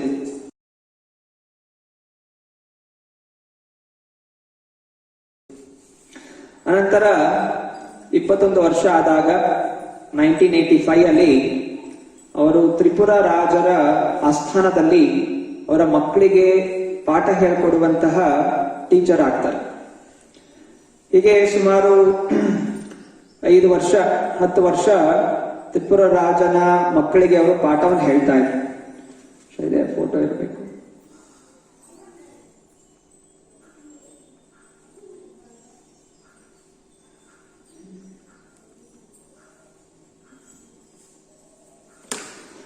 ಅನಂತರ ಅದರ ಮಧ್ಯದಲ್ಲಿ ಅವರು ಚಾತುರ್ಮಾಸ ವ್ರತಗಳನ್ನು ಆಚರಣೆ ಮಾಡ್ತಾ ಇದ್ರು. ಚಾತುರ್ಮಾಸ ವ್ರತ ಅವ್ರು ಹೇಗೆ ಆಚರಣೆ ಮಾಡ್ತಾ ಇದ್ರು, ಸ್ವತಃ ತಾವೇ ಅಡಿಗೆಯನ್ನು ಮಾಡ್ಕೋತಾ ಇದ್ರು ಹಾಗೂ ನೆಲದ ಮೇಲೆ ಮಲ್ಕೋತಾ ಇದ್ರು. ಹಾಗೂ ಹೇಗೆ ಊಟ ಮಾಡ್ತಾ ಇದ್ರು, ನೆಲದ ಮೇಲೆನೆ ಅನ್ನ ಬಡಿಸ್ಕೋತಾ ಇದ್ರು. ಹಾಗೂ ಒಮ್ಮೆ ಬಾಯಿ ಹಾಕ್ತಾ ಇದ್ರು ಅಷ್ಟೇ, ಕೈಯಲ್ಲಿ ಮುಟ್ತಾ ಇರ್ಲಿಲ್ಲ. ತಲೆ ಬಗ್ಸಿ ಬಾಯಿಗೆ ಹಾಕ್ತಾ ಇದ್ರು. ಎಷ್ಟು ಬಾಯೊಳಗೆ ಹೋಗುತ್ತೆ ಅಷ್ಟೇ ಆ ದಿನಕ್ಕೆ ಪ್ರಸಾದ. ಹೀಗೆ ಇಷ್ಟು ಕಠಿಣವಾಗಿ ಅವರು ವ್ರತವನ್ನು ಆಚರಣೆ ಮಾಡ್ತಾ ಇದ್ರು. ಹಾಗೂ ಪ್ರತಿ ದಿವಸ 172 ಬಾರಿ ಅವರು ಜಪವನ್ನು ಮಾಡ್ತಾ ಇದ್ರು. 3 ಲಕ್ಷ ಬಾರಿ, ಒಟ್ಟು 3 ಲಕ್ಷ ನಾಮಗಳ ಜಪ ಅನ್ನೋದು ಅವರು ನಡೆಸ್ತಾ ಇದ್ರು. ಹೀಗೆ ಅವರು ಪ್ರಾರ್ಥನೆ ಮಾಡ್ಕೋತಾ ಇದ್ರು. ನಾನು ಭಕ್ತಿಯ ಪ್ರಚಾರ, ನಮ್ಮ ಒಂದು ಪರಂಪರೆ, ಶ್ರೀಲ ಭಕ್ತಿನಾಥ ಠಾಕೂರ, ಭಕ್ತಿನಾಥ ಠಾಕೂರ್ ಎಲ್ಲರೂ ಕನ್ಸು ಕಂಡಿದ್ರು ಭಕ್ತಿ ಎಲ್ಲ ಕಡೆ ಪ್ರಚಾರ ಆಗಬೇಕು. ಸೊ ಹಾಗೆ ನಾನು ಪ್ರಚಾರ ಮಾಡ್ಲಿಕ್ಕೆ ನಮಗೂ ಶಕ್ತಿ ಕೊಡಿ ಅಂತ ಹೇಳಿ ಭಗವಂತನ ಪ್ರಾರ್ಥನೆ ಮಾಡ್ಕೊಳ್ತಾ ಅವರು ತಪಸ್ಯವನ್ನು ಆಚರಣೆ ಮಾಡ್ತಾ ಇದ್ರು. ಹಾಗೆಯೇ ಶ್ರೀಲ ಪ್ರಭುಪಾದರು ಅಷ್ಟೇ ಷಡ್ಗೋಸ್ವಾಮಿ ಮಂದಿರದಲ್ಲಿ ಕೂತ್ಕೊಂಡು ಅವರು ಪ್ರಚಾರ ಮಾಡಕ್ ಹೋಗಿ ಅಮೆರಿಕ ಹೋಗ್ಲಿಕ್ಕಿಂತ ಮುಂಚೆ ಮಂದಿರ ಶುಚೀಕರಣಗೊಳಿಸ್ತಾ ಷಡ್ಗೋಸ್ವಾಮಿಗಳು ಪ್ರಾರ್ಥನೆ ಮಾಡ್ಕೊತಾ ಇದ್ರು. ನನ್ನ ಗುರುಗಳ ಆಸೆ ಇದೆ, ಪ್ರಚಾರ ಮಾಡಬೇಕು, ದಯವಿಟ್ಟು ನಮಗೆ ಶಕ್ತಿಯನ್ನು ಕೊಡಿ, ಬುದ್ಧಿಯನ್ನು ಕೊಡಿ ಅಂತ ಹೇಳಿ ಪ್ರಾರ್ಥನೆ ಮಾಡಿಕೊಂಡು ನಂತರ ಅವರು ಪ್ರಚಾರ ಮಾಡಕ್ ಹೋಗ್ತಾ ಇದ್ರು. ಹಾಗೆಯೇ ನಾವು ಪ್ರಚಾರ ಮಾಡಬೇಕು ಅಂತ ಹೇಳಿದ್ರೆ ನಮ್ಮ ಸಾಧನೆ ಚೆನ್ನಾಗಿರಬೇಕು, ಸಾಧನೆ ಚೆನ್ನಾಗಿ ಮಾಡ್ಕೋಬೇಕು, ತಪಸ್ಯ ಇರಬೇಕು, ಹಾಗೂ ನಮ್ಮ ಗುರು ಪರಂಪರೆಯ ಪ್ರಕಾರ ಅವ್ರಿಗೆ ತೃಪ್ತಿಗೊಳಿಸಬೇಕು ಅನ್ನುವಂಥ ದೃಢವಾದಂತಹ ಭಾವನೆಯಿಂದ ನಾವು ಮುಂದಾದ್ರೆ ಆ ಕೃಪೆ ನಮಗೂ ಅನ್ನೋದು ಸಿಗುತ್ತೆ. ಹೀಗೆ 1900ರಲ್ಲಿ 26 ವರ್ಷ ಆದಾಗ ಗೌರಕಿಶೋರ್ ದಾಸ್ ಬಾಬಾಜಿಯಿಂದ ಅವರು ದೀಕ್ಷಾನ ಪಡ್ಕೋತಾರೆ. ಸೊ ಗೌರಕಿಶೋರ್ ದಾಸ್ ಬಾಬಾಜಿ ಅವ್ರು ಎಲ್ರಿಗೂ ದೀಕ್ಷಾ ಕೊಡ್ತಾ ಇರಲಿಲ್ಲ. ಅವರು ಕೇವಲ ಇಬ್ಬರಿಗೆ ಮಾತ್ರ ದೀಕ್ಷಾ ಕೊಟ್ಟಿದ್ರು. ಅಲ್ಲಿ ಒಬ್ರು ಶ್ರೀಲ ಭಕ್ತಿ ಸಿದ್ಧಾಂತ ಸರಸ್ವತಿ ಠಾಕೂರ್. ಶ್ರೀ ಭಕ್ತಿನಾಥ ಠಾಕೂರ ಅವ್ರು ದೀಕ್ಷಾ ಪಡ್ಕೋಬೇಕು ಅಂತ ಹೇಳಿದಾಗ ಒಮ್ಮೆ ಹೋದ ತಕ್ಷಣ ಅವ್ರಿಗೆ ಆಗ್ಲಿಲ್ಲ. ಎಷ್ಟೋ ಬಾರಿ ಅವ್ರು ಹೋಗಿ ಹೋಗಿ ಹೋಗಿ ಪ್ರಾರ್ಥನೆ ಮಾಡ್ಕೋತಾ ಇದ್ರು. ಅವರು ಗೌರಕಿಶೋರ್ ದಾಸ್ ಬಾಬಾಜಿ ಅವರಿಗೆ ದೀಕ್ಷಾ ಕೊಡ್ತಾ ಇರ್ಲಿಲ್ಲ. ಗೌರಕಿಶೋರ್ ದಾಸ್ ಬಾಬಾಜಿ ಅವರಿಗೆ ವಿದ್ಯಾಭ್ಯಾಸ ಅಂತ ಗೊತ್ತಿರ್ಲಿಲ್ಲ. ಅವರು ತುಂಬಾ ಮಹಾನ್ ಭಕ್ತರಾಗಿದ್ರು, ವೈರಾಗ್ಯದ ಜೀವನವನ್ನು ನಡೆಸ್ತಾ ಇದ್ರು. ಶ್ರೀ ಭಕ್ತಿನಾಥ ಠಾಕೂರ ಮಹಾನ್ ಪಂಡಿತ, ಅನೇಕ ಶಾಸ್ತ್ರಗಳನ್ನು ಅಧ್ಯಯನ ಮಾಡಿದ, ಇಂಗ್ಲಿಷ್ ಭಾಷೆ ಗೊತ್ತಿತ್ತು. ಆದ್ರೂ ಅವರು ಗೌರಕಿಶೋರ್ ದಾಸ್ ಹೋಗಿ ಅವರು ದೀಕ್ಷೆ ಪಡ್ಕೊಳ್ಳಿಕ್ಕೆ ಮುಂದಾದ್ರು. ಸೊ ಗುರುಗಳಾಗಬೇಕಾದ್ರೆ ಭೌತಿಕವಾದಂತಹ ವಿದ್ಯಾಭ್ಯಾಸ, ಭೌತಿಕವಾದಂತಹ ಸೌಲಭ್ಯಗಳು ದೊಡ್ಡದಾಗಿರಬೇಕು ಅಂತ ಮುಖ್ಯ ಅಲ್ಲ. ನಾವು ಗುರುಗಳನ್ನ ಆಯ್ಕೆ ಮಾಡಬೇಕಾದ್ರೆ ನಾವೇನನ್ನು ನೋಡ್ಬೇಕು, ಎಷ್ಟು ಮಹಾನ್ ಭಕ್ತರವರು, ಹೇಗೆ ಅವರು ಭಕ್ತಿ ಮಾಡ್ತಾ ಇದ್ದಾರೆ, ಅವರ ಸಾಧನೆಯನ್ನು ನೋಡಿ ಅವರಿಂದ ನಾವು ದೀಕ್ಷೆಯನ್ನು ಪಡ್ಕೋಬೇಕು. ಹಾಗೂ ದೀಕ್ಷೆಯನ್ನು ಪಡ್ಕೋಬೇಕಾದ್ರೆ ನಮ್ಮಲ್ಲೂ ಒಳ್ಳೆಯ ಶಿಷ್ಯನಾಗುವಂತಹ ಯೋಗ್ಯತೆ ಇರಬೇಕು. ಒಳ್ಳೆಯ ಗುರು ಇರಬಹುದು, ಹಾಗೆ ನಾನು ಒಳ್ಳೆಯ ಶಿಷ್ಯನಾಗಬೇಕು ಅನ್ನೋಂಥ ಭಾವನೆ ಇರಬೇಕು. ಹೀಗೆ ಗುರು ಶಿಷ್ಯ ಇಬ್ಬರು ಪರೀಕ್ಷೆ ಮಾಡೋದು. ಗುರುಗಳು ಪರೀಕ್ಷೆ ಮಾಡಿದ್ರು, ಇನ್ನು ನಿಜವಾಗ್ಲೂ ಆಸಕ್ತಿ ಇದೆಯಾ ನನ್ನಿಂದ ದೀಕ್ಷೆ ಪಡ್ಕೊಳ್ಳಿಕ್ಕೆ, ಅಥವಾ ಸುಮ್ಮನೆ ಬರ್ತಾ ಇದ್ದಾರೆ ಅಂತ ಅವರು ಪರೀಕ್ಷೆ ಮಾಡಿದ್ರು. ಹಾಗೆ ಇವನು ಹಾಗೆ ಶರಣಾಗತಿಯಿಂದ ಭಗವದ್ಗೀತೆಯಲ್ಲಿ ಹೇಳಿರುವ ಹಾಗೆ ಗುರುಗಳ ಹತ್ರ ಹೋಗಿ, ಏನ್ ಶ್ಲೋಕ ಇದೆ ಇದು, ತದ್ವಿಧಿ ಪ್ರಣಿಪಾತೇನ ಪರಿಪ್ರಶ್ನೇನ ಸೇತೆಯ ಉಪದೇಕ್ಷಂತಿ ತೇ ಜ್ಞಾನಂ ಜ್ಞಾನಿನಸ್ ತತ್ವದರ್ಶಿನಃ. ಗುರುಗಳಿಂದ ಉಪದೇಶ ಪಡ್ಕೋಬೇಕಾದ್ರೆ ಮೊದಲು ಹೋಗಿ ಸೇವೆ ಮಾಡಬೇಕು. ಸೇವೆ ಮಾಡಿ ಅವರನ್ನು ತೃಪ್ತಿಗೊಳಿಸಿ ಅನಂತರ ಭಗವಂತನ ಭಕ್ತಿ ಹೇಗೆ ಮಾಡಬೇಕು ಅನ್ನೋ ಜ್ಞಾನವನ್ನು ಪಡ್ಕೋಬೇಕು. ಹೀಗೆ ಭಕ್ತಿನಾಥ ಠಾಕೂರ ದೀಕ್ಷೆ ಅನ್ನೋದು ಪಡ್ಕೊಂಡ್ರು. ಆಗ ಅವರಿಗೆ ಹೆಸರು ಬಂತು ವಾರ್ಷಭಾನವಿ ದೇವಿ ದಯಿತದಾಸ. ನಾವು ಪ್ರಣಾಮ ಮಂತ್ರ ಹೇಳ್ತಾ ಇದೀವಲ್ಲ, ಶ್ರೀ ವಾರ್ಷಭಾನವಿ ದೇವಿ ದಯಿತಾಯ ಕೃಪಾದಯ, ಕೃಷ್ಣ ಸಂಬಂಧ ವಿಜ್ಞಾನ ದಾಯಿನೇ ಪ್ರಭವೇ ನಮಃ. ನಾವು ಅವ್ರನ್ನೇನ್ ಪ್ರಾರ್ಥನೆ ಮಾಡ್ಕೋತಾ ಇದ್ದೀವಿ, ಕೃಷ್ಣ ಸಂಬಂಧ ಜ್ಞಾನವನ್ನು ಕೊಡಿ. ಈಗೇನ್ ಕಷ್ಟಗಳು ಹೋಗ್ಬೇಕು, ನಂಗೆ ಹಣ ಸಿಗಬೇಕು, ನನ್ನ ಪರಿವಾರ ಚೆನ್ನಾಗಿರಬೇಕು, ಈ ಜ್ಞಾನ ಅಲ್ಲ. ಕೃಷ್ಣ ಸಂಬಂಧ ಹೇಗೆ ನಾವು ಕೃಷ್ಣ ಭಕ್ತಿ ಮಾಡಬೇಕು, ಕೃಷ್ಣ ಸೇವೆಯಲ್ಲಿ ಹೇಗೆ ತೊಡಬೇಕು, ಈ ಜ್ಞಾನ ನಮಗೆ ಕೊಡಿ ಅನ್ನೋಂಥ ಪ್ರಾರ್ಥನೆ ಮಾಡ್ಕೋತೀವಿ. ಮುಂದೆ ಗೌರಕಿಶೋರ್ ದಾಸ್ ಬಾಬಾಜಿ ಅವರಿಂದ ದೀಕ್ಷೆ ಪಡೆದ ಅನಂತರ ಅವರು ಪ್ರಚಾರ ಮಾಡ್ಲಿಕ್ಕೆ ಶುರು ಮಾಡಿದಾಗ ಮುಂದೆ ಅವರ ಒಬ್ಬರು ಶಿಷ್ಯರು ಅವರಿಗೆ ಪ್ರಭುಪಾದ ಅಂತ ಹೇಳಿ ಹೆಸರಿಟ್ರು. ಅವರನ್ನ ಕರೀಲಿಕ್ಕೆ ಶುರು ಮಾಡಿದ್ರು. ಪ್ರಭುಪಾದ ಅಂತ ಹೇಳಿದ್ರೆ ಭಗವಂತನ ಪಾದಗಳಲ್ಲಿ ಯಾವಾಗಲೂ ನೆಲೆಸುವಂತಹ ವ್ಯಕ್ತಿ ಪ್ರಭುಪಾದ. ಅದೇ ಒಂದು ಟೈಟಲ್ ನಂತರ ಭಕ್ತಿ ವೇದಾಂತ ಸ್ವಾಮಿ ಶ್ರೀಲ ಪ್ರಭುಪಾದರಿಗೂ ಅವರ ಭಕ್ತಾದಿಗಳು ನೀಡಿದ್ರು. ಭಕ್ತಿ ಸಿದ್ಧಾಂತ ಇತ್ತು. ಅನಂತರ ಅದು ಭಕ್ತಿಯ ಪ್ರಚಾರ ಆಗಿ ಮಾಡುವಂತಹ ವ್ಯಕ್ತಿ ಭಕ್ತಿ ಸಿದ್ಧಾಂತ ಸರಸ್ವತಿ ಠಾಕೂರ. ಹೀಗೆ ಮುಂದೆ ಹೆಸರಾಯಿತು. ಅನಂತರ ಸುಮಾರು ವರ್ಷಗಳ ನಂತರ ಯಾವಾಗ 1915ರಲ್ಲಿ ಆವಾಗ ಭಕ್ತಿನಾಥ ಠಾಕೂರರಿಗೆ 41 ವರ್ಷ ಆಯಿತು. ಆಗ ಅವರ ಗುರು ಗೌರಕಿಶೋರ್ ದಾಸ್ ಬಾಬಾಜಿ ಅವರು ಅದೃಶ್ಯರಾಗ್ತಾರೆ. ದೇಹ ತ್ಯಾಗ ಮಾಡಿ ಈ ಭೌತಿಕ ಜಗತ್ತಿಗೆ ಅದೃಶ್ಯರಾಗ್ತಾರೆ.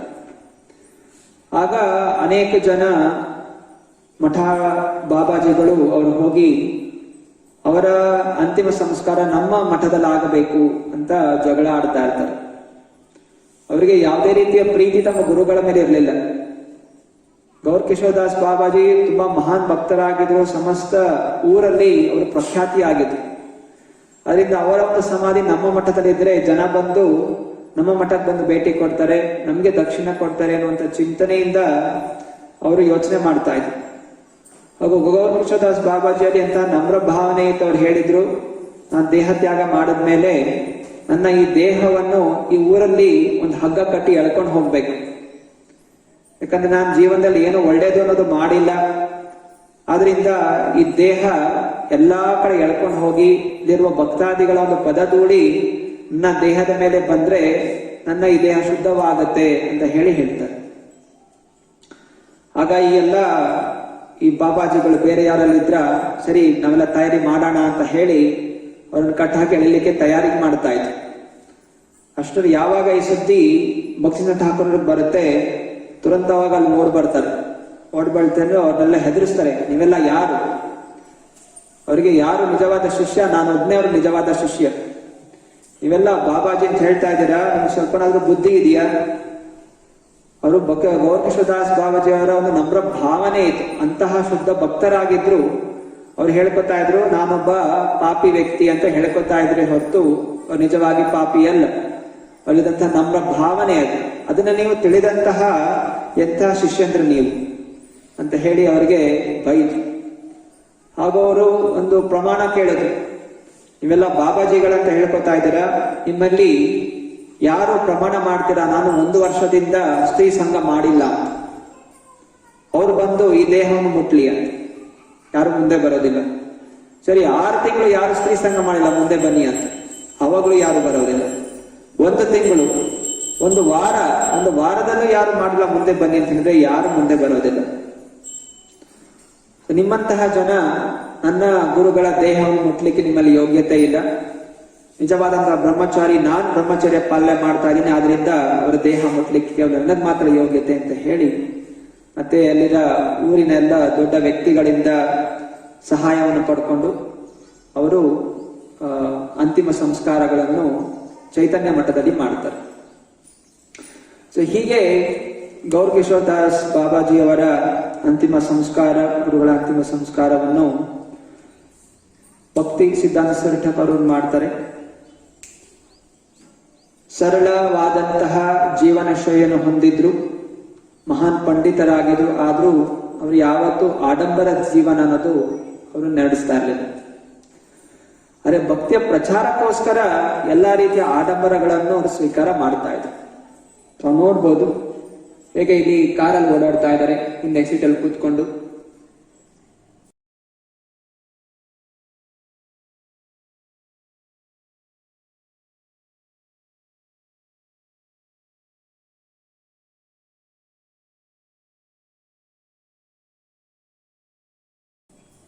ಅನಂತರ shoe, hat, glasses, walking stick. ಸನ್ಯಾಸಿಗಳು ಯಾರು ಇಲ್ಲಿ ತನಕ ಈ ರೀತಿ ವಸ್ತ್ರವನ್ನು ಧರಿಸ್ತಾ ಇರಲಿಲ್ಲ. ಅಂದ್ರೆ ಭಕ್ತಿನಾಥ ಠಾಕೂರ ನಾವು ಹಾಗೆ ಸನ್ಯಾಸಿಗಳಾಗಿ ಇದ್ರೆ ಬರೀ ಕಾಲಲ್ಲಿ ನಡ್ಕೊಂಡು ಎಲ್ಲೆಲ್ಲಿ ಹೋಗ್ಬೋದು, ಪ್ರಚಾರ ಎಲ್ಲಿ ಮಾಡ್ಬೋದು. ಎಲ್ಲ ಕಡೆ ಪ್ರಚಾರ ಆಗ್ಬೇಕು ಅಂತ ಹೇಳಿದ್ರೆ ಅಲ್ಲಿರುವ ಜನರ ಜೊತೆ ನಾವು ಸೇರ್ಬೇಕು. ಬ್ರಿಟಿಷರು ಇದ್ರು, ಸೊ ಬ್ರಿಟಿಷರು ಯಾವುದೋ ವ್ಯಕ್ತಿಗಳ ಜೊತೆ ಹೋಗಿ ಮಾತಾಡ್ತಾ ಇರ್ಲಿಲ್ಲ. ಅದರಿಂದ ಅವರ ಹಾಗೆ ಒಂದು ವೇಷವನ್ನು ಧಾರಣೆ ಮಾಡ್ತಾ ಇದ್ರು. ಹೊರಾಂಗಣದಿಂದ ಬ್ರಿಟಿಷರ ಹಾಗೆ ವೇಷ ಧರಿಸ್ತಾ ಇದ್ರೆ ಹೊರತು ಒಳಾಂಗಣದಿಂದ ಅವರು ಕೃಷ್ಣ ಭಕ್ತಿಯಲ್ಲಿ ತೊಡಗಿರ್ತಾ ಇದ್ರು. ಆ ವೇಷವನ್ನು ಧರಿಸಿ ಅಂತಂತ ದೊಡ್ಡ ದೊಡ್ಡ ವ್ಯಕ್ತಿಗಳ ಜೊತೆ, ಗವರ್ನರ್ಗಳ ಜೊತೆ ಅವರು ಕೂತ್ಕೊತಾ ಇದ್ರು. ಇಂಥ ವ್ಯಕ್ತಿಗಳು ಗವರ್ನರ್, ಆ ಸಮಯದಲ್ಲಿ ಮಾಯಾಪುರಲ್ಲಿ ಗವರ್ನರ್ ಇದ್ರು. ಸೊ ಅವ್ರು ಗವರ್ನರ್ ಜೊತೆ ಕೂತ್ಕೊಂಡು ಮಾತಾಡಿಸ್ತಾ ಇದ್ರು. ಆ ಸಮಯದಲ್ಲಿ ಬ್ರಿಟಿಷರು ಭಾರತೀಯರ ಜೊತೆ ಎಲ್ಲ ಮಾತಾಡ್ತಾ ಇರಲಿಲ್ಲ. ಭಾರತೀಯರನ್ನೆಲ್ಲ ನಾಯಿಗಳ ಹಾಗೆ, ಇವರೆಲ್ಲಿದ್ರು ನಾಯಿಗಳ ಹಾಗೆ ಅಲ್ಲಿರ್ಬೇಕು ಅಂತ ಹೇಳಿ ಬ್ಲ್ಯಾಕ್ ಡಾಗ್ಸ್, ಕಪ್ಪು ನಾಯಿಗಳು ಅಂತ ಕರೀತಾ ಇದ್ರು ಭಾರತೀಯರನ್ನು. ಭಕ್ತಿ ಸಿಂಗ್ ಠಾಕೂರ ಅವ್ರ ಜೊತೆ ಕುಂತು ಮಾತಾಡ್ತಾ ಇದ್ರು, ಅವ್ರು ಬಂದು ಗೌರವಿಸ್ತಾ ಇದ್ರು ಭಕ್ತಿ ಸಿಂಗ್ ಠಾಕೂರ. ಸೊ ಇಷ್ಟು ಮಟ್ಟಿಗೆ ಅವರು ಭಕ್ತಿಯ ಪ್ರಚಾರಕ್ಕೋಸ್ಕರ ಆ ರೀತಿ ಸೇವೆಗಳನ್ನು ಸ್ವೀಕಾರ ಮಾಡ್ತಾ ಇದ್ರು, ಕಾರಲ್ಲಿ ಓಡಾಡ್ತಾ ಇದ್ರು. ಹಾಗೂ ಅವ್ರಿಗೊಂದು ಬಾಡಿ ಗಾರ್ಡ್ ಇಟ್ಕೊತಾ ಇದ್ರು. ಬಾಡಿ ಗಾರ್ಡ್ ಇಟ್ಕೊಂಡಿದ್ರೆ ಸೊ ಜನ ಅನ್ಕೋದ್ರೆ ಓ ಎಷ್ಟು ಮಹಾನ್ ವ್ಯಕ್ತಿ ಇವರು ಅಂತ. ಅವು ಕೆಲವೊಮ್ಮೆ ಅವ್ರು ಓಡಾಡ್ಬೇಕಾದ್ರೆ ಆನೆಗಳನ್ನು ಇಟ್ಕೊಂಡಿದ್ರು, ಅವ್ರ ಮುಂದೆ ಹೋಗ್ಬೇಕಾದ್ರೆ ಆನೆಗಳು ನಡ್ಕೊಂಡು ಹೋಗ್ತಾ ಇದ್ರು. ಹೀಗೆ ಭಕ್ತಿಯ ಪ್ರಚಾರಕ್ಕೋಸ್ಕರ ಅಂತಹ ಒಂದು ಸೇವೆಯನ್ನು ಸ್ವೀಕಾರ ಮಾಡ್ತಾ ಇದ್ರು. ಹೇಳ್ತಾ ಇದ್ರು, ಭಗವಂತನಿಗೆ, ಭಗವಂತನ ಭಕ್ತರಿಗೆ ಸಕಲ ಐಶ್ವರ್ಯವೂ ಅದನ್ನು ಉಪಯೋಗಿಸ್ಕೋಬೇಕು ಅಂತ. ಅನಂತರ ಇಷ್ಟೆಲ್ಲ ಒಂದು ಕಠಿಣವಾದಂತಹ ಪ್ರಚಾರವನ್ನು ಮಾಡ್ತಾ ಇದ್ರು. ಅವರ ಹೃದಯ ತುಂಬಾ ಕೋಮಲವಾಗಿತ್ತು. ಯಾವಾಗಲೂ ಭಕ್ತರಿಗೆ ಹೇಗೆ ಭಕ್ತಿ ಪ್ರಚಾರ ಮಾಡೋದು, ಭಕ್ತರ ರಕ್ಷಣೆ, ಭಕ್ತರ ಆರೈಕೆ ತುಂಬಾ ಎಚ್ಚರಿಕೆ ವಹಿಸ್ತಾ ಇದ್ರು. ಕೆಲವೊಮ್ಮೆ ಜನರು ಬಂದ್ಬಿಡ್ತಾ ಇದ್ರು, ಅನೇಕ ಯುವಕರು ಅವರ ಭಾಷಣ ಕೇಳಿ ನಾನು ಮಠಕ್ಕೆ ಸೇರ್ಕೋತೀನಿ ಅಂತ ಹೇಳಿ ಮನೆ ಬಿಟ್ಟು ಓಡ್ ಬಂದ್ಬಿಡೋರು. ಅನಂತರ ಅವ್ರ ತಂದೆ ತಾಯಿಗೆ ಯಾವ ಗೊತ್ತಾಗತ್ತೆ ಇಲ್ಲಿ ಮಠ ಸೇರ್ಕೊಂಡಿದ್ದಾನೆ ಅಂತ ಹೇಳಿ ಅವ್ರು ಬಂದು ಅಳವರು, ನನ್ನ ಮಗನ್ ವಾಪಸ್ ಕೊಟ್ಬಿಡಿ, ಅವನಿಲ್ಲದೆ ಜೀವಂತವಾಗಿರ್ಲಿಕ್ಕೆ ಆಗೋದಿಲ್ಲ ಅಂತ ಹೇಳಿ ಅಳವರು ಬಂದು ಕೂತ್ಕೊಂಡು. ಅವ್ರು ಕೆಲವೊಮ್ಮೆ ಆ ಯುವಕರಿಗೆ ಅಪ್ಪ ಅಮ್ಮ ಎಷ್ಟು ಅಳ್ತಾ ಇದಾರಲ್ಲ ಅಂತ ಹೇಳಿ ಅವ್ರ ಮನಸ್ಸು ಈ ತರ ಬದಲಾಗ್ತಾ ಇತ್ತು. ಆಗ ಭಕ್ತಿ ಠಾಕೂರ್ ಹೇಳ್ತಾ ಇದ್ರು, ಇದು ನಿಮ್ಮ ತಂದೆ ತಾಯಿ ಅಲ್ಲ ಅಳ್ತಾ ಇರೋದು, ಇದು ಮಾಯೆ. ಮಾಯೆ ನಿನ್ನನ್ನು ಎಳಲಿಕ್ಕೆ ಈ ರೀತಿ ಎಲ್ಲ ಇದು ಮಾಡ್ತಾ ಇದೆ. ಜೀವನದ ಒಂದೇ ಒಂದು ಉದ್ದೇಶ, ನಾವು ಈ ಜಗತ್ತಿಂದ ಪಾರಾಗ್ಬೇಕು. ಈ ಜಗತ್ತಲ್ಲಿ ಕಾಣ್ತಾ ಇರುವಂತಹ ಅಪ್ಪ ಅಮ್ಮ ಹೆಂಡತಿ ಮಕ್ಕಳು ಇದೆಲ್ಲ ಅವರವರ ಪೂರ್ವಕರಣಗಳಿಂದ ಬಂದಿರುವಂತಹ ಒಂದು ಸಂಬಂಧಗಳು. ತಾತ್ಕಾಲಿಕವಾಗಿರುತ್ತೆ, ಆಮೇಲೆ ಎಲ್ಲವೂ ನಾಶ ಆಗುತ್ತೆ. ಅದು ನಿಜವಾಗಿ ಕೃಷ್ಣ ಭಕ್ತಿಯನ್ನು ಮಾಡಬೇಕು, ಅದರಿಂದ ಮಠಕ್ಕೆ ಬಂದಿದ್ದೀಯಾ, ಮತ್ತೆ ವಾಪಸ್ ಹೋಗ್ಬೇಡ ಅಂತ ಹೇಳಿ ಅವರು ಉಪದೇಶಗಳನ್ನು ಕೊಡ್ತಾ ಇದ್ರು. ಕೆಲವೊಮ್ಮೆ ಪೊಲೀಸ್ಗಳು ಬರ್ತಾ ಇದ್ರು, ಯಾಕಂದ್ರೆ ಅಪ್ಪ ಅಮ್ಮ ಕಂಪ್ಲೇಂಟ್ ಕೊಡ್ತಾ ಇದ್ರು. ಪೊಲೀಸ್ಗಳು ಬಂದಾಗ ಭಕ್ತಿ ಠಾಕೂರ ತಮ್ಮ ಮಂಚದ ಕೆಳಗಡೆ ಔಚಿಟ್ಕೊಂಡ್ಬಿಡ್ತಾ ಇದ್ರು, ಅದ್ರ ಮೇಲೆ ಕೂತ್ಕೊಂಡ್ಬಿಡ್ತಾ ಇದ್ರು. ಮತ್ತೆ ಎಲ್ಲ ಪೊಲೀಸ್ ಎಲ್ಲ ಹುಡುಕ್ತಾ ಇದ್ರು, ಅಂದ್ರೆ ಯಾರು ಮಂಚದ ಕೆಳಗಡೆ ಹುಡ್ಕಕ್ ಹೋಗ್ತಾ ಇರಲಿಲ್ಲ. ಸೊ ಹೀಗೆ ಭಕ್ತಿ ಠಾಕೂರ ತಮ್ಮ ಭಕ್ತಿಯ ಪ್ರಚಾರಕ್ಕೋಸ್ಕರ ಭಕ್ತಾದಿಗಳ ರಕ್ಷಣೆಯನ್ನು ಮಾಡ್ತಾ ಇದ್ರು.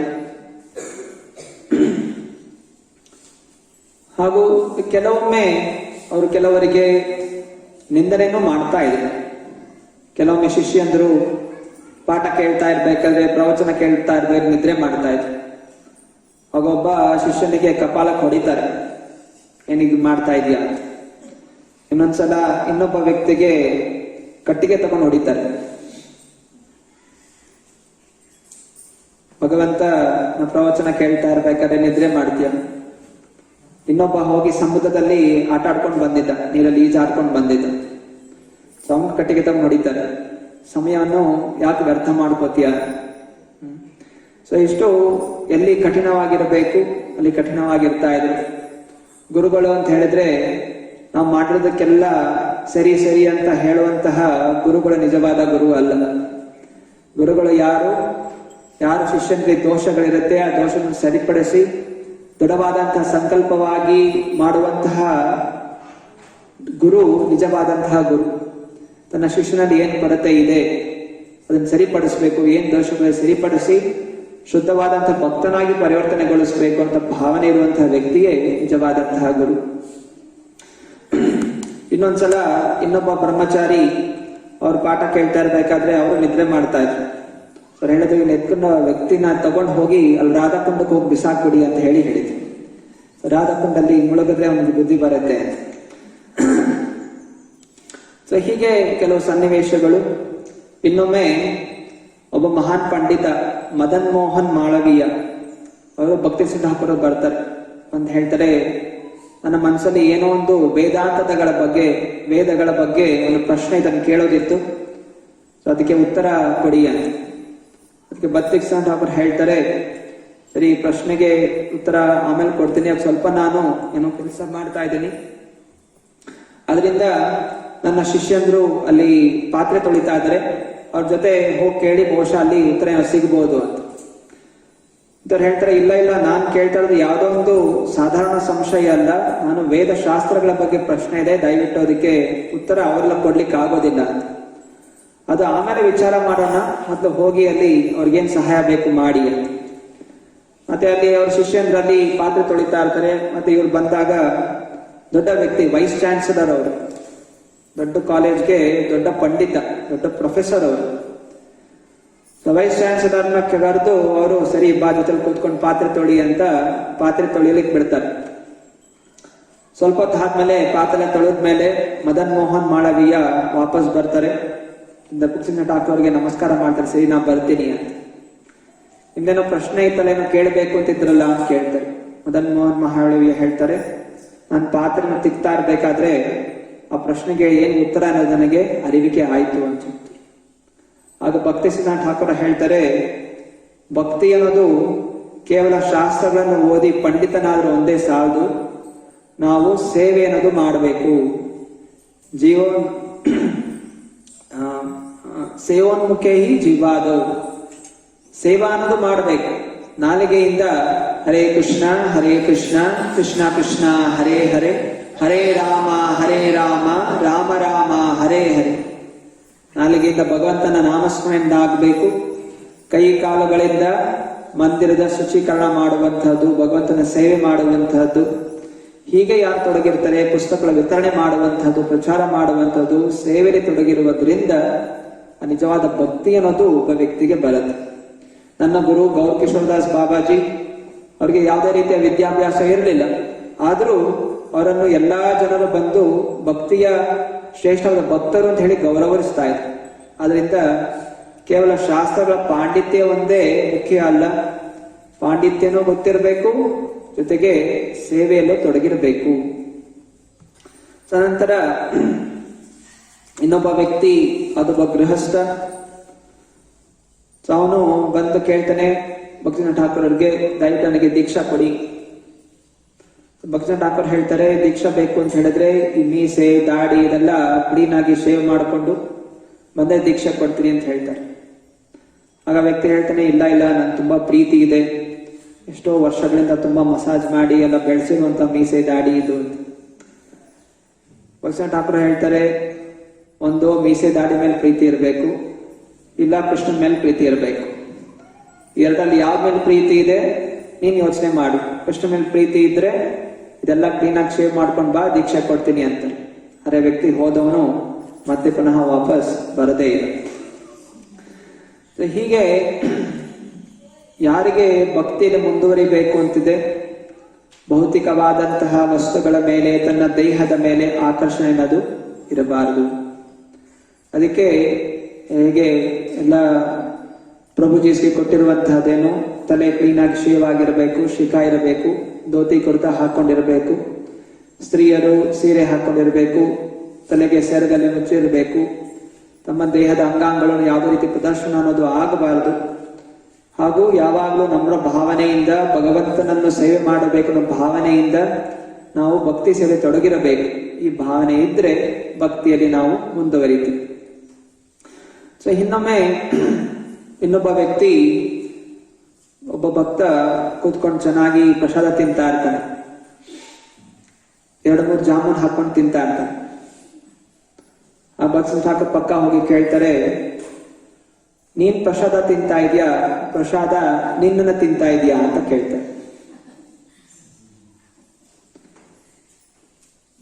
ಪ್ರಸಾದವನ್ನು ಪ್ರಸಾದವಾಗಿ ತಿನ್ನಬೇಕೇ ಹೊರತು ಬಾಯಿಗೆ ರುಚಿಕರ ಅಂತ ಹೇಳಿ ಅಧಿಕವಾಗಿ ತಿನ್ಲಿಕ್ಕೆ ಹೋಗ್ಬಾರ್ದು. ಭಕ್ತಿನಾಥ ಠಾಕೂರ್ ಕೆಲವೊಮ್ಮೆ ಊಟ ಮಾಡ್ಬೇಕಾದ್ರೆ, ಪ್ರಸಾದ ತಗೋಬೇಕಾದ್ರೆ ಅವ್ರೇನೆಲ್ಲ ಹಾಕಿರ್ತಾರೆ ಎಲ್ಲವನ್ನು ಮಿಶ್ರಣ ಮಾಡಿ ತಿಂದ್ಬಿಡ್ತಾ ಇದ್ರು. ಇದು ಸ್ವೀಟು, ಇದು ಬೇರೆ, ಇದು ಪಲ್ಯ, ಒಂದಾದ್ಮೇಲೆ ಒಂದು ತಿನ್ಲಿಕ್ಕೆ ಅಂತ ಹೋಗ್ತಾ ಇರಲಿಲ್ಲ, ಎಲ್ಲಾನು ಮಿಶ್ರಣ ಮಾಡಿ ತಿಂದ್ಬಿಡ್ತಾ ಇದ್ರು. ಅಂದ್ರೆ ಯಾವಾಗ ನಾವು ಒಂದು ಇದು ಬೇರೆ, ಇದು ಫಸ್ಟ್ ಸ್ವೀಟ್ ತಿಂತೀನಿ ಆಮೇಲೆ ತಿಂತೀನಿ ರುಚಿಕರ ಅಂದ್ರೆ ನಮ್ಗೆ ಆ ವಸ್ತು ಮೇಲೆ ತುಂಬಾ ಆಕರ್ಷಣೆ ಇನ್ನೂ ಇದೆ, ನಾಲಿಗೆ ರುಚಿ ಇನ್ನೂ ಬಿಟ್ಟಿಲ್ಲ. ಸೊ ಯಾವಾಗ ಇಂಥ ಒಂದು ರುಚಿ ಅನ್ನೋದು ಇರುತ್ತೆ, ಆಗ ಭಗವಂತನ ಮೇಲೆ ರುಚಿ ಅನ್ನೋದು ನಮ್ಮಲ್ಲಿ ಜಾಗೃತ ಆಗೋದಿಲ್ಲ. ಅದರಿಂದ ಭಕ್ತಿ ಸೇವೆಯಲ್ಲಿ ಇದೆಲ್ಲ ನಮಗೆ ಒಂದು ಗುರಿ, ಒಂದು ಲಕ್ಷ್ಯ ಕೊಡ್ತಾ ಇದೆ. ನಾವು ಎಲ್ಲಿಗೆ ಹೋಗ್ಬೇಕು, ಎಷ್ಟು ಶೀಘ್ರವಾಗಿ ನಾವು ಆ ಒಂದು ಮಟ್ಟವನ್ನು ತಲುಪ್ತೀವಿ ನಮಗೆ ಆ ಕೃಷ್ಣ ಭಕ್ತಿಯ ರುಚಿ ಅನ್ನೋದು ನಮಗೆ ಅರಿವಿಕೆ ಆಗುತ್ತೆ. ಇಲ್ಲಿ ತನಕ ಇಲ್ಲೇ ಭೌತಿಕವಾದ ಇಂದ್ರಿಯ ಭೋಗದಲ್ಲಿ, ಸಂಸಾರದ ಸಂಬಂಧಗಳಲ್ಲಿ, ಭೌತಿಕ ವಸ್ತುಗಳಲ್ಲಿ, ಹಣ, ಆಸ್ತಿ, ಅಂತಸ್ತು, ಗೌರವ, ಇದ್ರ ಮೇಲೆಲ್ಲ ಆಕರ್ಷಣೆ ಇದೆ. ಅಲ್ಲಿ ತನಕ ನಮಗೆ ಭಗವಂತನ ಭಕ್ತಿಯ ರುಚಿ ನಮಗೆ ಅನುಭವ ಅನ್ನೋದು ಆಗೋದಿಲ್ಲ. ಇನ್ನೊಮ್ಮೆ ಅವರ ಶಿಷ್ಯಂದ್ರು ಕೆಲವಿಬ್ರು ಸನ್ಯಾಸಿಗಳಿದ್ರು.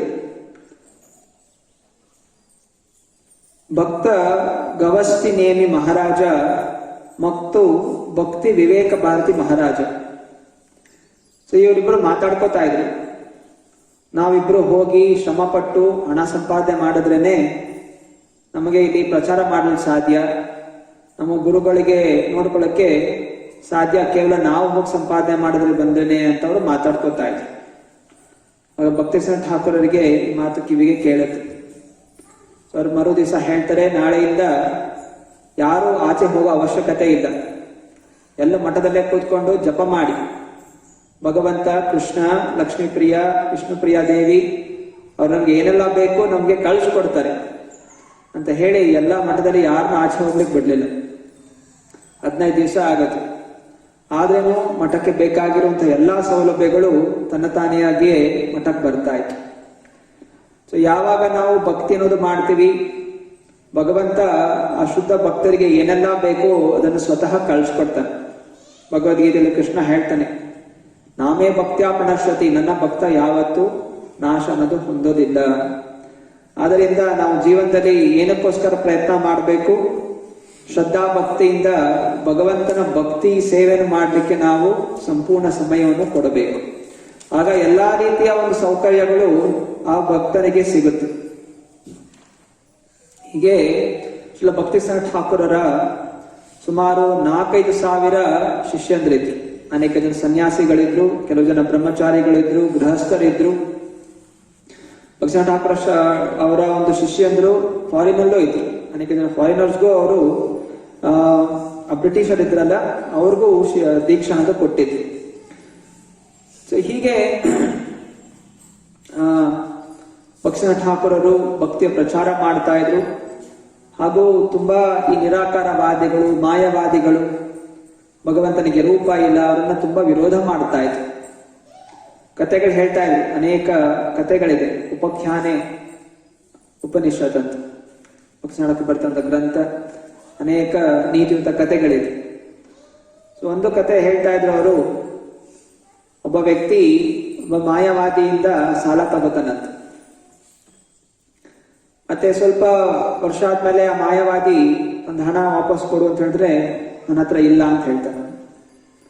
ಮತ್ತೆ ಆ ಮಾಯವಾದಿ ಕಂಪ್ಲೇಂಟ್ ಕೊಟ್ಟು ಕೋರ್ಟ್ ಅಲ್ಲಿ ಎಳ್ಕೊಂಡು ಹೋಗ್ತಾನೆ, ನಾನು ದುಡ್ಡು ತಗೊಂಡು ನೀನು ಕೊಡ್ತಾ ಇಲ್ಲ ಅಂತ. ಆಗ ಇನ್ನೊಬ್ಬ ವ್ಯಕ್ತಿ ಸಾಲ ತಗೊಂಡವನು ಅವನು ಮಾಯವಾದಿ ಶಾಸ್ತ್ರದಿಂದ ಹೇಳ್ತಾನೆ, ನಿನ್ನ ಶಾಸ್ತ್ರ ಪ್ರಕಾರ ಈ ಜಗತ್ತು ಮಿಥ್ಯ, ಬ್ರಹ್ಮನೇ ಸತ್ಯ, ನಾವೆಲ್ಲ ಬ್ರಹ್ಮ, ನೀನು ಬ್ರಹ್ಮ, ನಾನು ಬ್ರಹ್ಮ. ಸೊ ಏನಾಯ್ತು, ಬ್ರಹ್ಮನಿಗೆ ಹಣ ಕೊಟ್ಟ.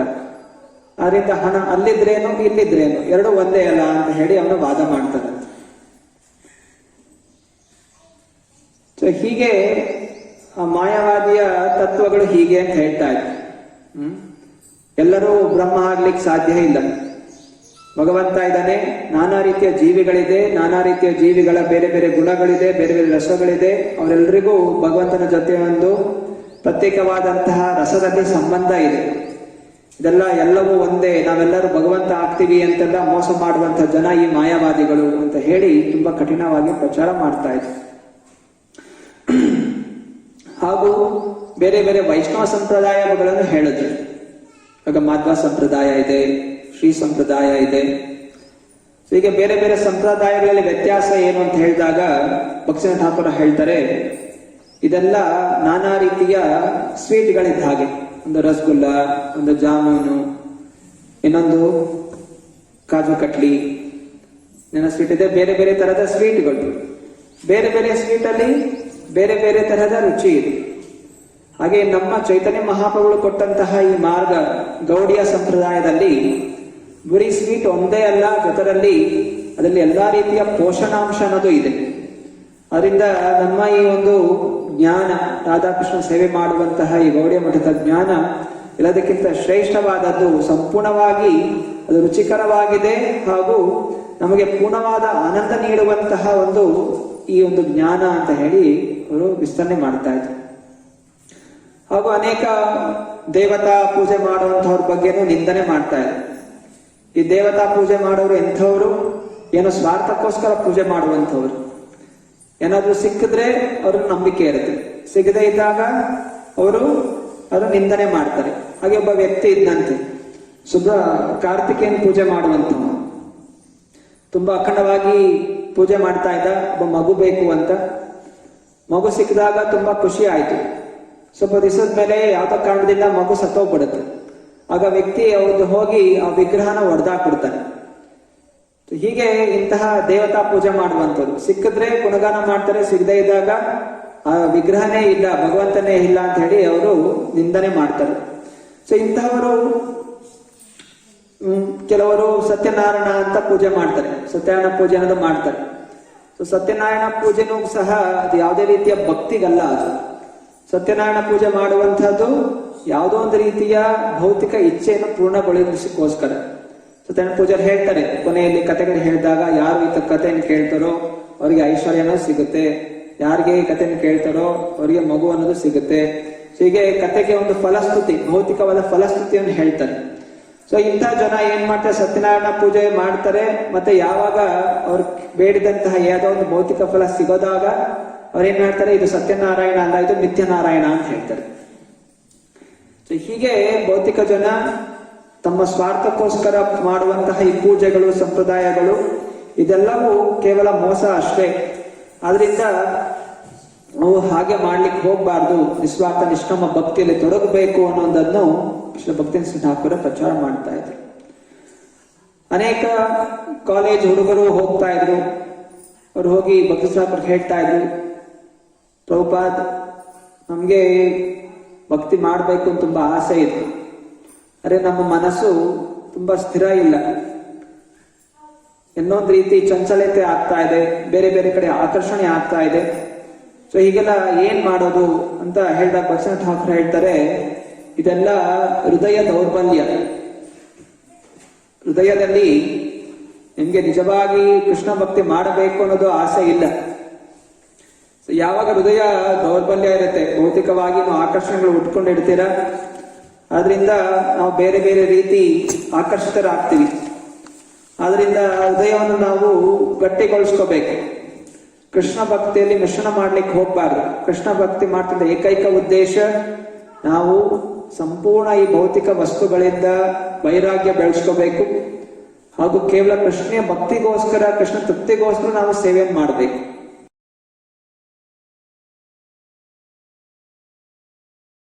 ಒಂದೇ ಭಾವನೆ ಇರಬೇಕು, ಕೃಷ್ಣ ತೃಪ್ತನಾಗಬೇಕು, ರಾಧಾಕೃಷ್ಣರು ಗುರು ಪರಂಪರೆ ಇವರು ತೃಪ್ತರಾಗಬೇಕು ಅನ್ನೋ ಭಾವನೆಯಿಂದ ನಾವು ಮಾಡಿದ್ರೆ ಮಾತ್ರ ನಮ್ಮ ಹೃದಯ ಸ್ಥಿರವಾಗಿರುತ್ತೆ. ಇಲ್ಲ ಅಂದ್ರೆ ಎಲ್ಲ ದೌರ್ಬಲ್ಯವಾಗಿ ಬೇರೆ ರೀತಿ ಆಕರ್ಷಣೆ ಆಗುತ್ತೆ ಅಂತ ಅವರು ಉಪದೇಶ ಕೊಡ್ತಾ ಇದ್ರು.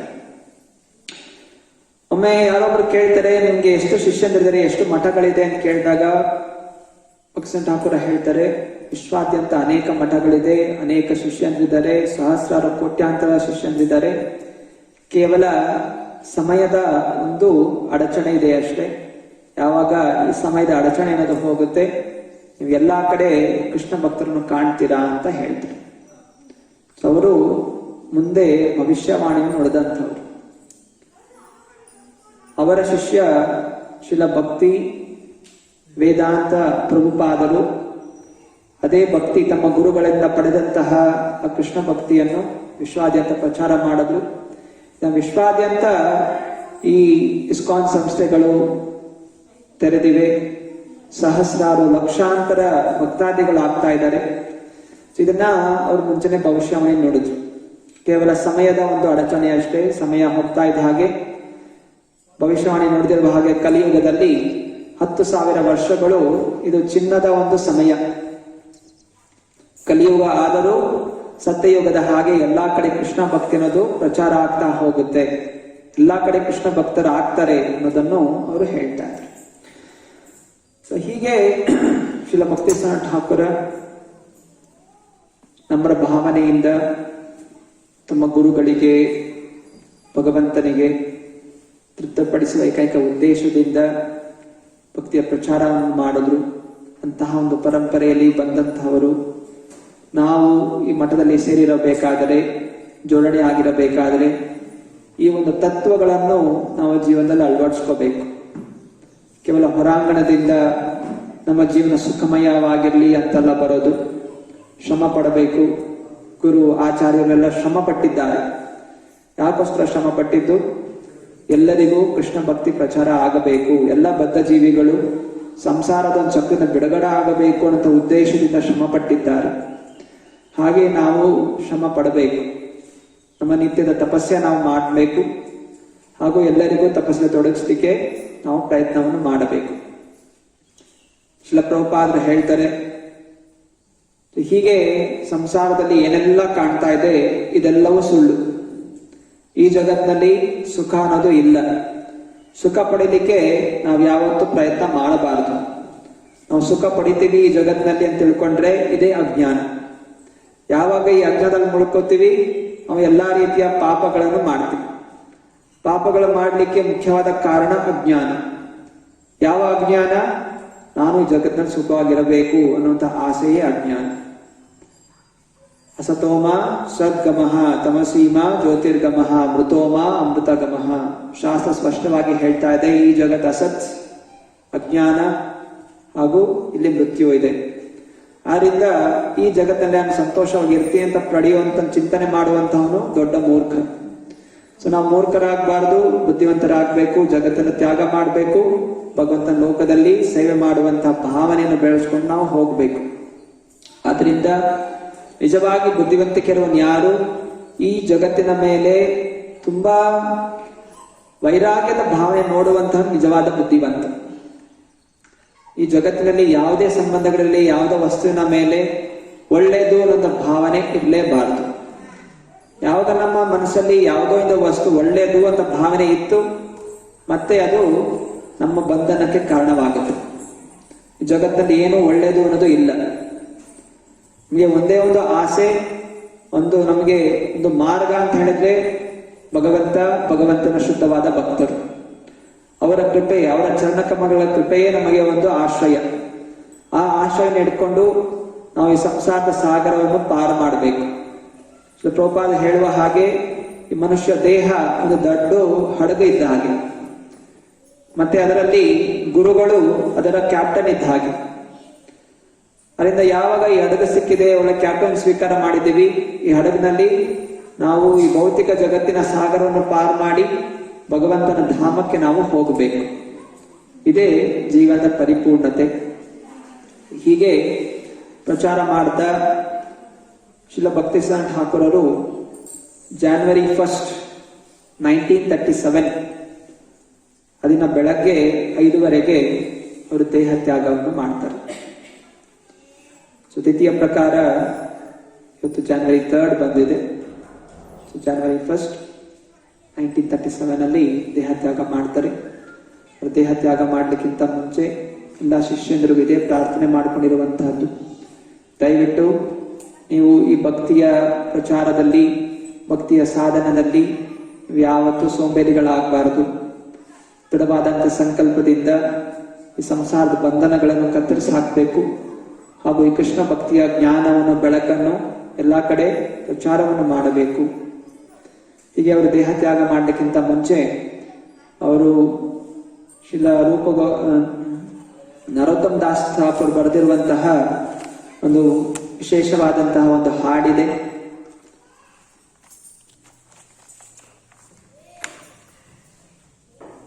ಯಾವ ಹಾಡು ಗೊತ್ತಾ? ಶ್ರೀಲ ಭಕ್ತಿಸಾರ ಠಾಕೂರ್ಗೆ ತುಂಬಾ ಪ್ರಿಯವಾದಂತಹ ಹಾಡು. ಯಾವ ಹಾಡು ಅದು? ದೇಹ ತ್ಯಾಗ ಮಾಡಿದಾಗ, ಯಾವೇ ವೈಷ್ಣವ ದೇಹ ತ್ಯಾಗ ಮಾಡಿದಾಗ ಹಾಡುವಂತಹ ಹಾಡು. ಬಟ್ ಅವರಿಗೆ ಇಷ್ಟವಾದಂತಹ ಹಾಡು ಶ್ರೀರೂಪ ಮಂಜರಿ ಪದ. ಶ್ರೀರೂಪ ಮಂಜರಿ ಪದವನ್ನು ಹಾಡಿ ಅಂತ ಹೇಳಿ ಅವರು ಕೇಳ್ಕೊತಾ ಇದ್ರು. ಹೀಗೆ ಶ್ರೀರೂಪ ಮಂಜರಿ ಪದ ಹಾಡನ್ನು ಕೇಳ್ತಾ ಕೇಳ್ತಾ ಅವರು ದೇಹವನ್ನು ತ್ಯಾಗ ಮಾಡ್ತಾರೆ. ಭಕ್ತಿ ಅವರ ಮೂಲ ರೂಪ ಗೋಲಕ ವೃಂದಾವನದಲ್ಲಿ ಅವರು ನಯನಮಣಿ ಅನ್ನುವಂಥ ಮಂಜರಿ. ಸೊ ನಯನಮಣಿ ಮಂಜರಿ ಅವರ ಮೂಲ ರೂಪ. ಅವರ ಗುರುಗಳು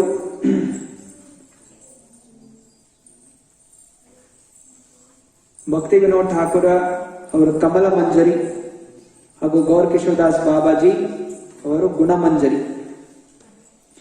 ಸೊ ಅಲ್ಲಿ ವೈಕುಂಠ ಲೋಕದಲ್ಲೂ ಗೋಲೋಕ ವೃಂದಾವನದಲ್ಲೂ ಹೀಗೆ ಗೋಪಿಕಾಸ್ತ್ರೀಯರು ಗೋಪಿಕೆಯರ ಅಧೀನದಲ್ಲಿ ಮಂಜರಿಗಳಿರ್ತಾರೆ. ಗೋಪಿಕಾಸ್ತ್ರೀಯರ ವಯಸ್ಸು ಸುಮಾರು 16 ವರ್ಷ ಆ ರೀತಿ ಇರುತ್ತೆ. ಅವರು ಕೃಷ್ಣನ ಜೊತೆ ನೇರವಾಗಿ ಸಂಘ ಮಾಡ್ತಾರೆ.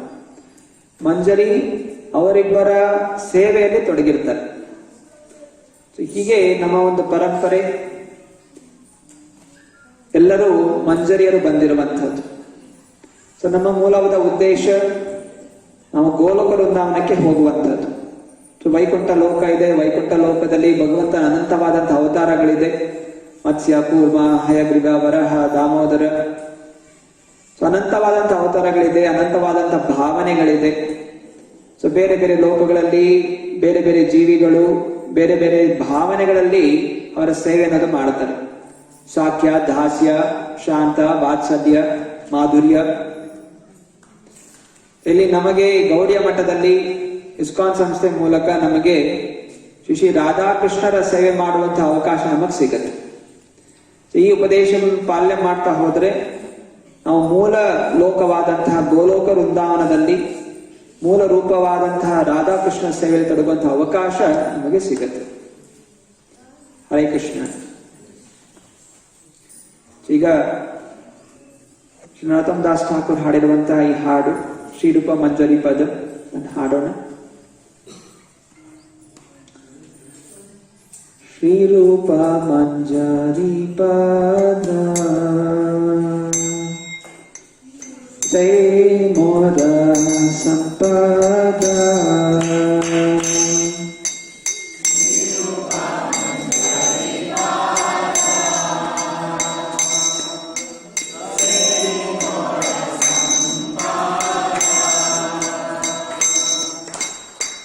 ಸೇ ಮೋರ ಭಜನ ಪೂಜನ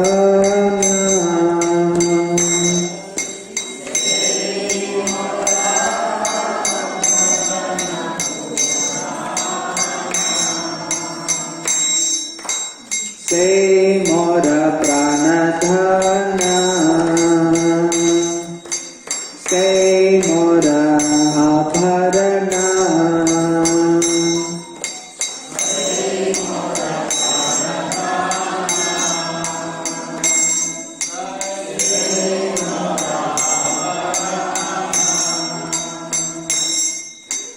ಸೇ ಮೋರ ಜೀವನೇರ ಜೀವನ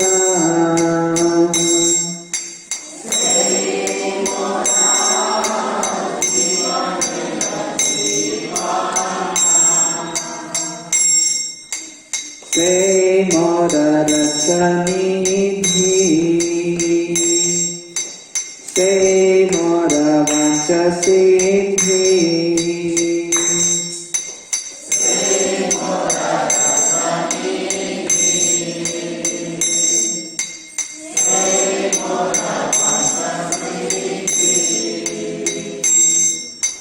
ಸೇ ಮೋರ ವೇದೇರ ಧರ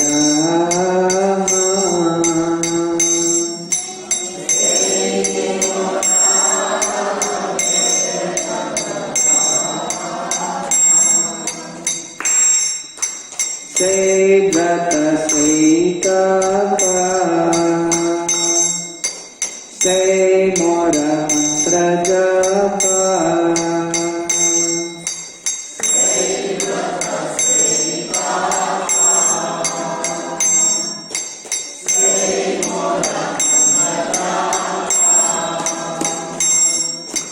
ಸೇ ಮೋರ ಧರ್ಮ ಕರಮ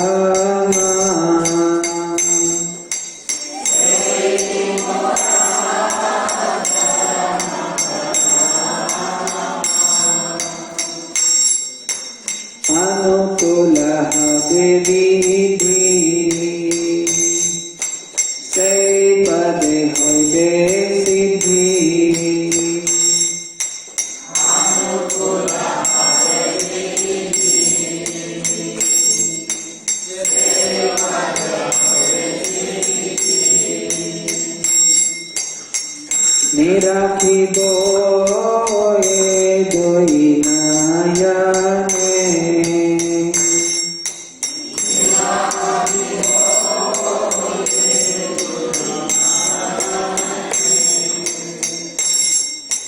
से रूपा माधुरी राशि प्राण कुवलय शशि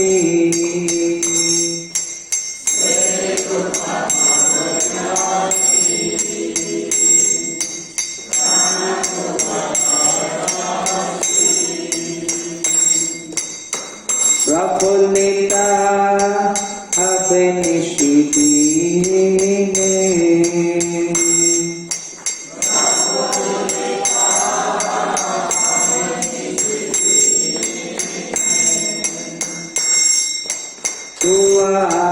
दर्शनाहि जरले जरलो देहि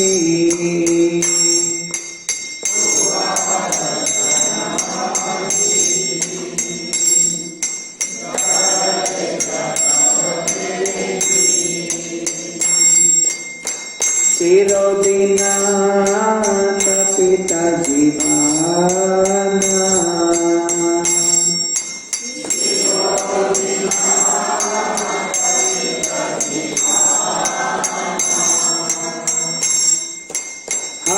रूप करो दया देह मोरे तदछाया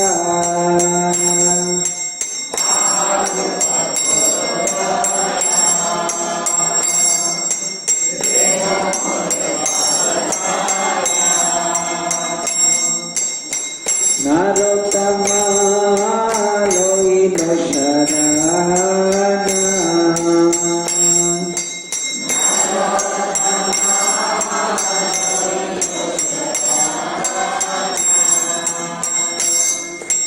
Hare Krishna Krishna Krishna Hare Hare Hare Rama Rama Rama Hare Hare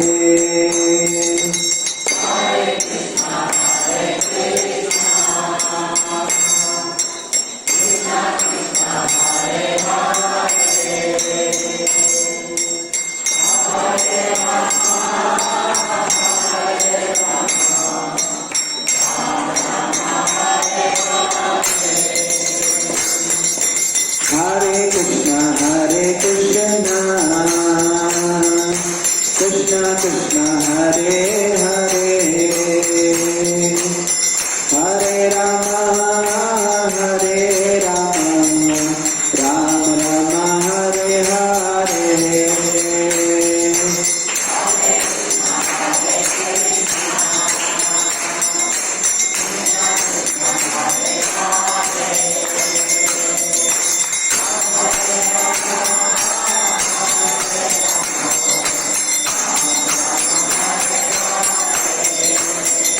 Jaya Prabhupada, Jaya Prabhupada, Prabhupada, Srila Prabhupada.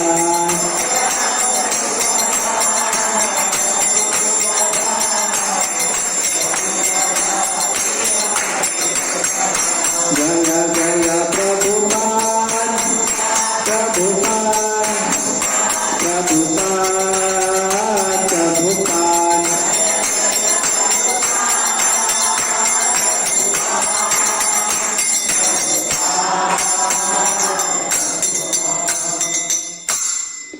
Srila भक्ति संत ठाकुर तेरा बाबा महामहोत्सव की अनंत कोटि वैष्णव वृंद की